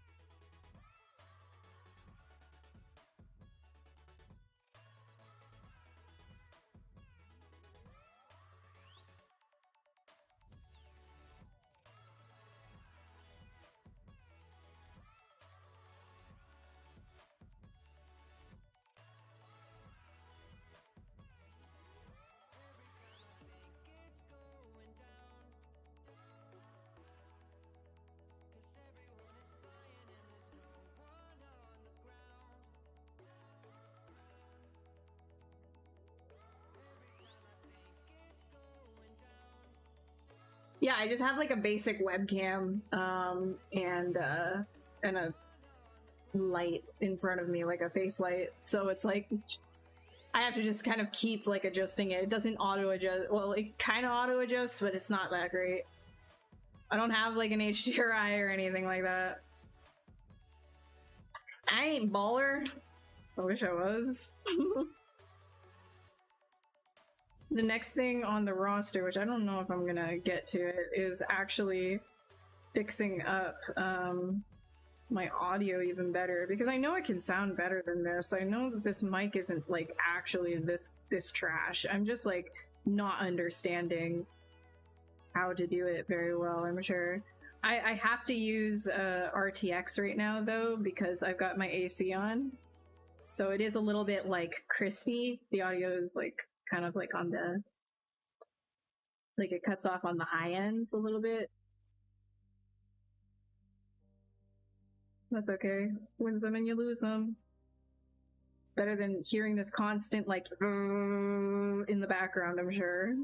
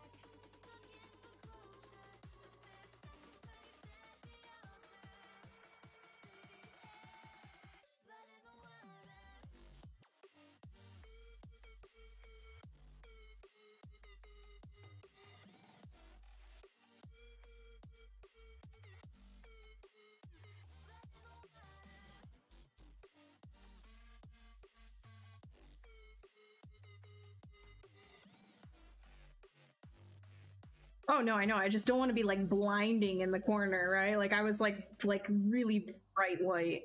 That's why I was like, I don't know. It's good now. It's fine.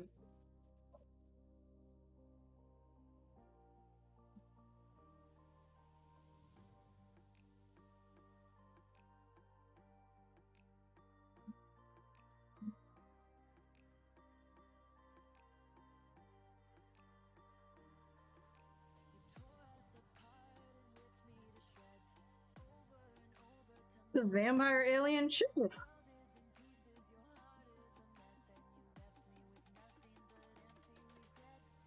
It can be a vampire alien boyfriend.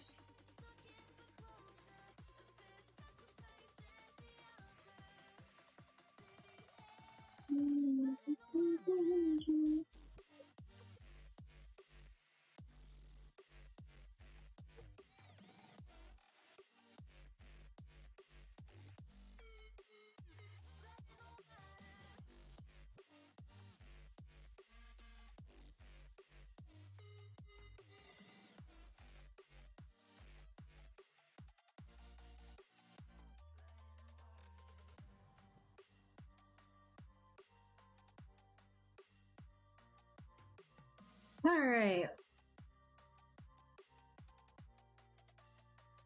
Yeah, I mean, if you were gonna do it for games, you would do it with an alpha, obviously. But we're just sculpting, we're just sketching, right? Like I said at the beginning of the stream, this is not for games or anything. But if you wanted to make it for games, I would say make it an alpha for sure. Just do a one-sided plane, paint out the alpha, easy peasy lemon squeezy.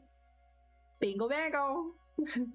We're at 10 p.m. though. 10 p.m. So I think this is where we're gonna call it, because I gotta get back to work.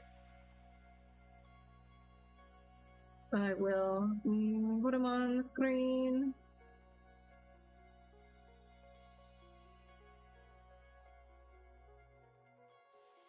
Wait. I can't. Ugh. Alright, he'll just be kind of cut off, but whatever. Wow. Wow. Enjoy life. You too, Loki. I keep wanting to call you Loki. How do I duplicate that? Shift S. You want to make a big spider or an octopus like Cthulhu now? Nice. You should do it. Do it. What the heck? Why not? Do it. Create your monster boyfriend. Create him. Give him life. He's in there. He's in your computer. He's just waiting for you to create him, man. A render of the creature? If I have time, I'm not gonna promise anything. I gotta get back to work, so I don't know if I'll have the time to like do that. But if I do render anything and post it, it's gonna be on my socials right there. You can follow any of those. Otherwise, yeah, I'll be back here next Wednesday, 6 to 10 p.m. EST. Doing more monster stuff. Making more monster boyfriends. Or girlfriends, or just monster partners. Whatever you prefer. Anyways, I'll see you guys around. Be sure to follow Pixologic for more amazing streamers. Different workflows as well. You know, if I was not your cup of tea, you thought I was annoying, didn't answer your questions, wasn't exactly the workflow that you were looking for, maybe a bit too sarcastic for your liking, maybe too Canadian, I don't know. There's other streamers as well. You can definitely check them out. They're really cool. And a lot of other people have dogs as well, so definitely check them out. All right, follow me on my socials, blah, blah, blah, blah, blah, blah, and I'll see you on the next one. Bye, I'm gonna go eat and work, okay, bye.